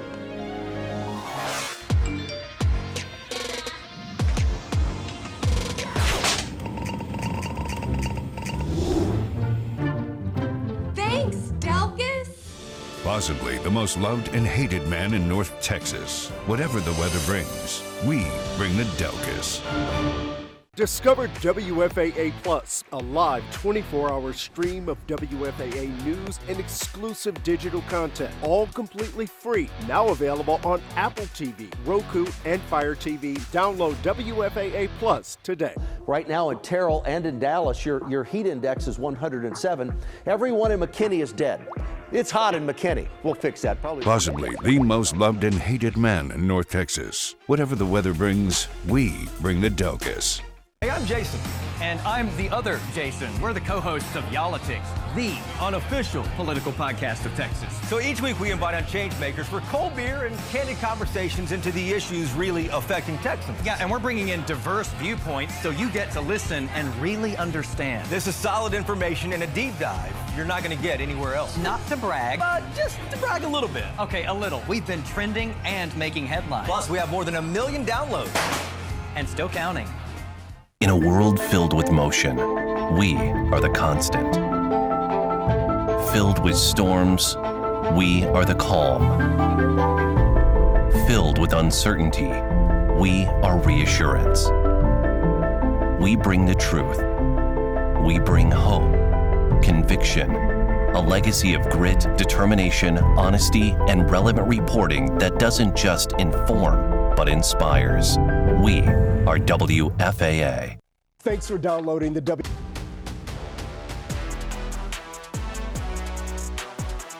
Here's tonight's Friday Night Football Play of the Game, sponsored by the Children's Health Andrews Institute. There were a whole bunch of options tonight in this sensational football game, but this one here, late in the second quarter, was unbelievable. Zy Williams-Heckma heaving it up for Michael Kennedy, and somehow Kennedy makes this catch. It just speaks for itself. And again, you and I are looking at each other, and we think Zyondre Williams is trying to throw this ball away. Yeah. And Michael Kennedy comes up with a catch that I'm saying is the catch of the year. The concentration to come down with this, Mike, I think is the bigger part, man. I think he jumps too early. You see him come up right here, tip it, and then on his knee with the catch. That is what play of the game is all about. And Mike Kennedy made that happen. Michael Kennedy, 7 receptions, 161 yards, and 4 touchdowns, but it's Tommy Allison's team that comes away with the win.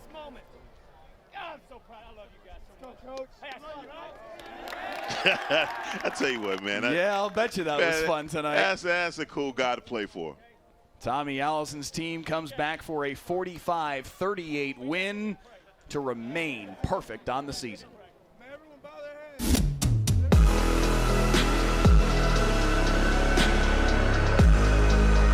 And now, the Texas de Brazil on fire player of the game. Cameron Newton, the senior running back for the Walnut Grove Wildcats. This touchdown run late in the third quarter was the one that started the comeback for Walnut Grove. This made it 38-24. He finishes the night, Heckma, 43 carries, 141 yards, and 4 touchdown runs. And, by the way, 11 receptions for another 105 yards. He was a huge portion of the offense tonight for Walnut Grove as they come all the way back and get the win. So you said 43 carries? Yes. Okay, so here's the deal. So let's go ahead and get this kid an IV right now, okay, for the cramps that he may experience. Go ahead and take that ice bath right now, young man, because that is Cam Newton minus the funny-looking hats that you see right there. Boy, this kid came out here and did his thing, man, in comparison to great names, you know, two guys that obviously carry the legacy of this game, of that name. Cam Newton, #1 at Prosper Walnut Grove, is going to carry the mantle from here on out. 43 carries? Are you kidding me? This young man, when they needed it, and they went with that jumbo package, he absolutely could not be stopped. Whether you stopped him for 1 yard, he's finding a way to fall forward each and every time. Man, this is an outstanding showing. 43 carries. That's a lot. They ran 92 offensive plays tonight. He touched the football on 54 of them. 43 carries, the 11 receptions. 38 plays went in a different direction. Wow. And in fact, some of Hayes Hackney's 14 incompletions, so my math is off just a little bit. They ran 90 plays, and 54 of them went to Cameron Newton. More than half. Way more than half, and that's not even in consideration of the fact that Hayes Hackney had 14 incompletions. Some of those may have been Cameron Newton targets. He went absolutely bananas tonight, and all the way back comes Walnut Grove for a 45-38 win. Heckma, one of the all-time games that we have ever had here on Friday Night Football, and deservingly being interviewed after the game. Yo, that's Ron Murray down there, yes, man, it is. interviewing him. But this is just a wonderful performance. And for me, Walnut Grove, the Wildcats showed the heart of a champion. I think in the open, when you talked about them, you said, look, they're scoring 70 points a game, and we went through the schedule, and you say, look, maybe the strength of schedule, those first couple of games, maybe those are kind of false numbers that you're looking at. Nah, this is a bona fide team, and I know that it's going to get real for them their next couple of matchups. But I think that all of the teams that are going to look at this tape, they're going to recognize, man, that these guys, you get them down by 21, you better keep your foot on the gas. Down by 21 is the story of the night. Anna went in and scored to make it 38-17. Zy Williams had one of the great plays we have ever seen in the history of doing these broadcasts on a 4th and 3. Threw the ball to the right side, had it tipped up in the air, somehow caught it himself and picked up the first down, and on the very next play, hit Michael Kennedy for the 4th time on the night for a touchdown. Yeah. And it was a 3-touchdown lead for Anna on the road. And everything felt like it was breaking against Walnut Grove.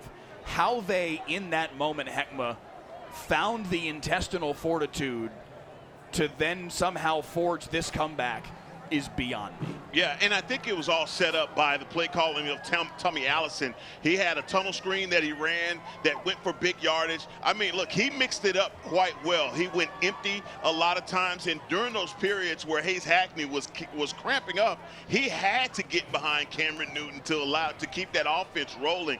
It was the third downs for me.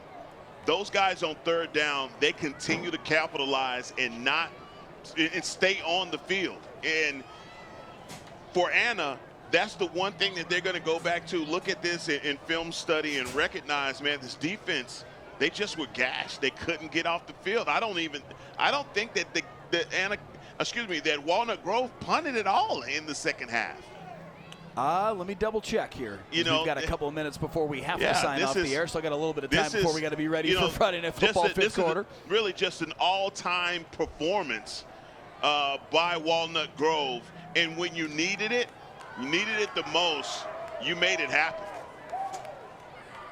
I do not see a second half punt from Walnut Grove. However, do remember they started this second half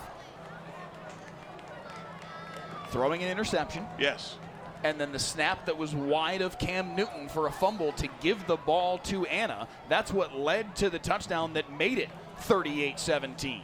Was the snap wide of Newton that went down for a fumble that was recovered by Corday Young. And even with the turnovers, they overcame those. Yeah. And I think for Anna, in that situation, they could not capitalize. When they did, again, capitalizing to the clip of going up by 21, but when they were, I believe it was, they were caught in their own territory, and they just had those plays that were negative play after negative play after negative play. Then they punted. Here you see the fumble that was really the first link in the chain of the comeback. Yes. This was the first link in the chain, the fumble that was recovered by Kai Beller. And that was so early.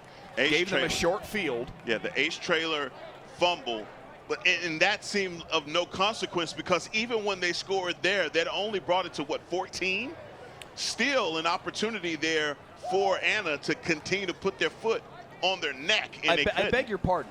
The touchdown, the Cam Newton touchdown run was what came before that fumble. Okay. So they responded to the Anna touchdown to make it 38-17, drove right down the field. The deep ball from Hayes Hackney to Chase Jolly got them deep into Anna territory. Newton capped it off. That was when Hackney had the cramps and went off the field for a moment, went in and scored to make it 38-24. Then the fumble, and they scored again quickly to make it 38-31, and that was what made the comeback feel real. So then they were down by 7 after that. Yes. So down by 7, and like you said, still capping off the comeback. And from there, it just seemed like Anna's offense just went in neutral. We didn't, and it was all Zyondre Williams or nothing. And so making throws, making runs, trying to get the ball out in short areas. You had some drops by your freshmen. And like I said, after that, no one not named Zyondre Williams could make a play. Unbelievable football game. Yeah, man. We will recap this one in full coming up on Friday Night Football, 5th quarter, in about 15 minutes' time on WFAA+. We will try to make sense of what we saw in this football game. Ultimately, a 45-38 win for Walnut Grove. Heckma, I'll just give you I'll give you the floor one more time. Your final thoughts on just an insane football game. Look, you knew how difficult this district is with Melissa. I saw Lucas Lovejoy last night. They beat Emerson in a nail biter, and this district really is going to come down to the last week of who's going to win it. And so a lot of tough teams, those top 4 teams in this district, very tough, and will be making noise in the playoffs. But tonight, for me, Walnut Grove made a statement tonight, down by 21. Hayes Hackney, I cannot say enough about the way that kid stood in there and battled. He overthrew the ball at times, but man, when he was able to settle his nerves and allow for the ball to come out of his hand, especially when they got down on the red zone, he was spot on. Unbelievable performance tonight from Walnut Grove, and they come all the way back to get the win. Cameron Newton with 54 touches on the night, well over 200 total yards from scrimmage, 246 in total, and the 4 touchdown runs. His 4th and final touchdown run would be the one that would put this game away, and Walnut Grove comes all the way back. This was the touchdown that made it 38, all Hackney to Zayden Crane. Late in the 4th quarter, they come all the way back for the win and take it 45-38. The final score. For our entire Friday Night Football crew, our director Clay Marshall, our photographers tonight, Dwayne Watkins and Cody Pryor, our digital coordinators back in house, Ben Sawyers and Jay Wallace, Heckma Harrison alongside. I'm Mike Leslie. Thanks so much for watching tonight here on Friday Night Football. In an absolute thriller, Walnut Grove gets the win, 45-38. Good night, everybody.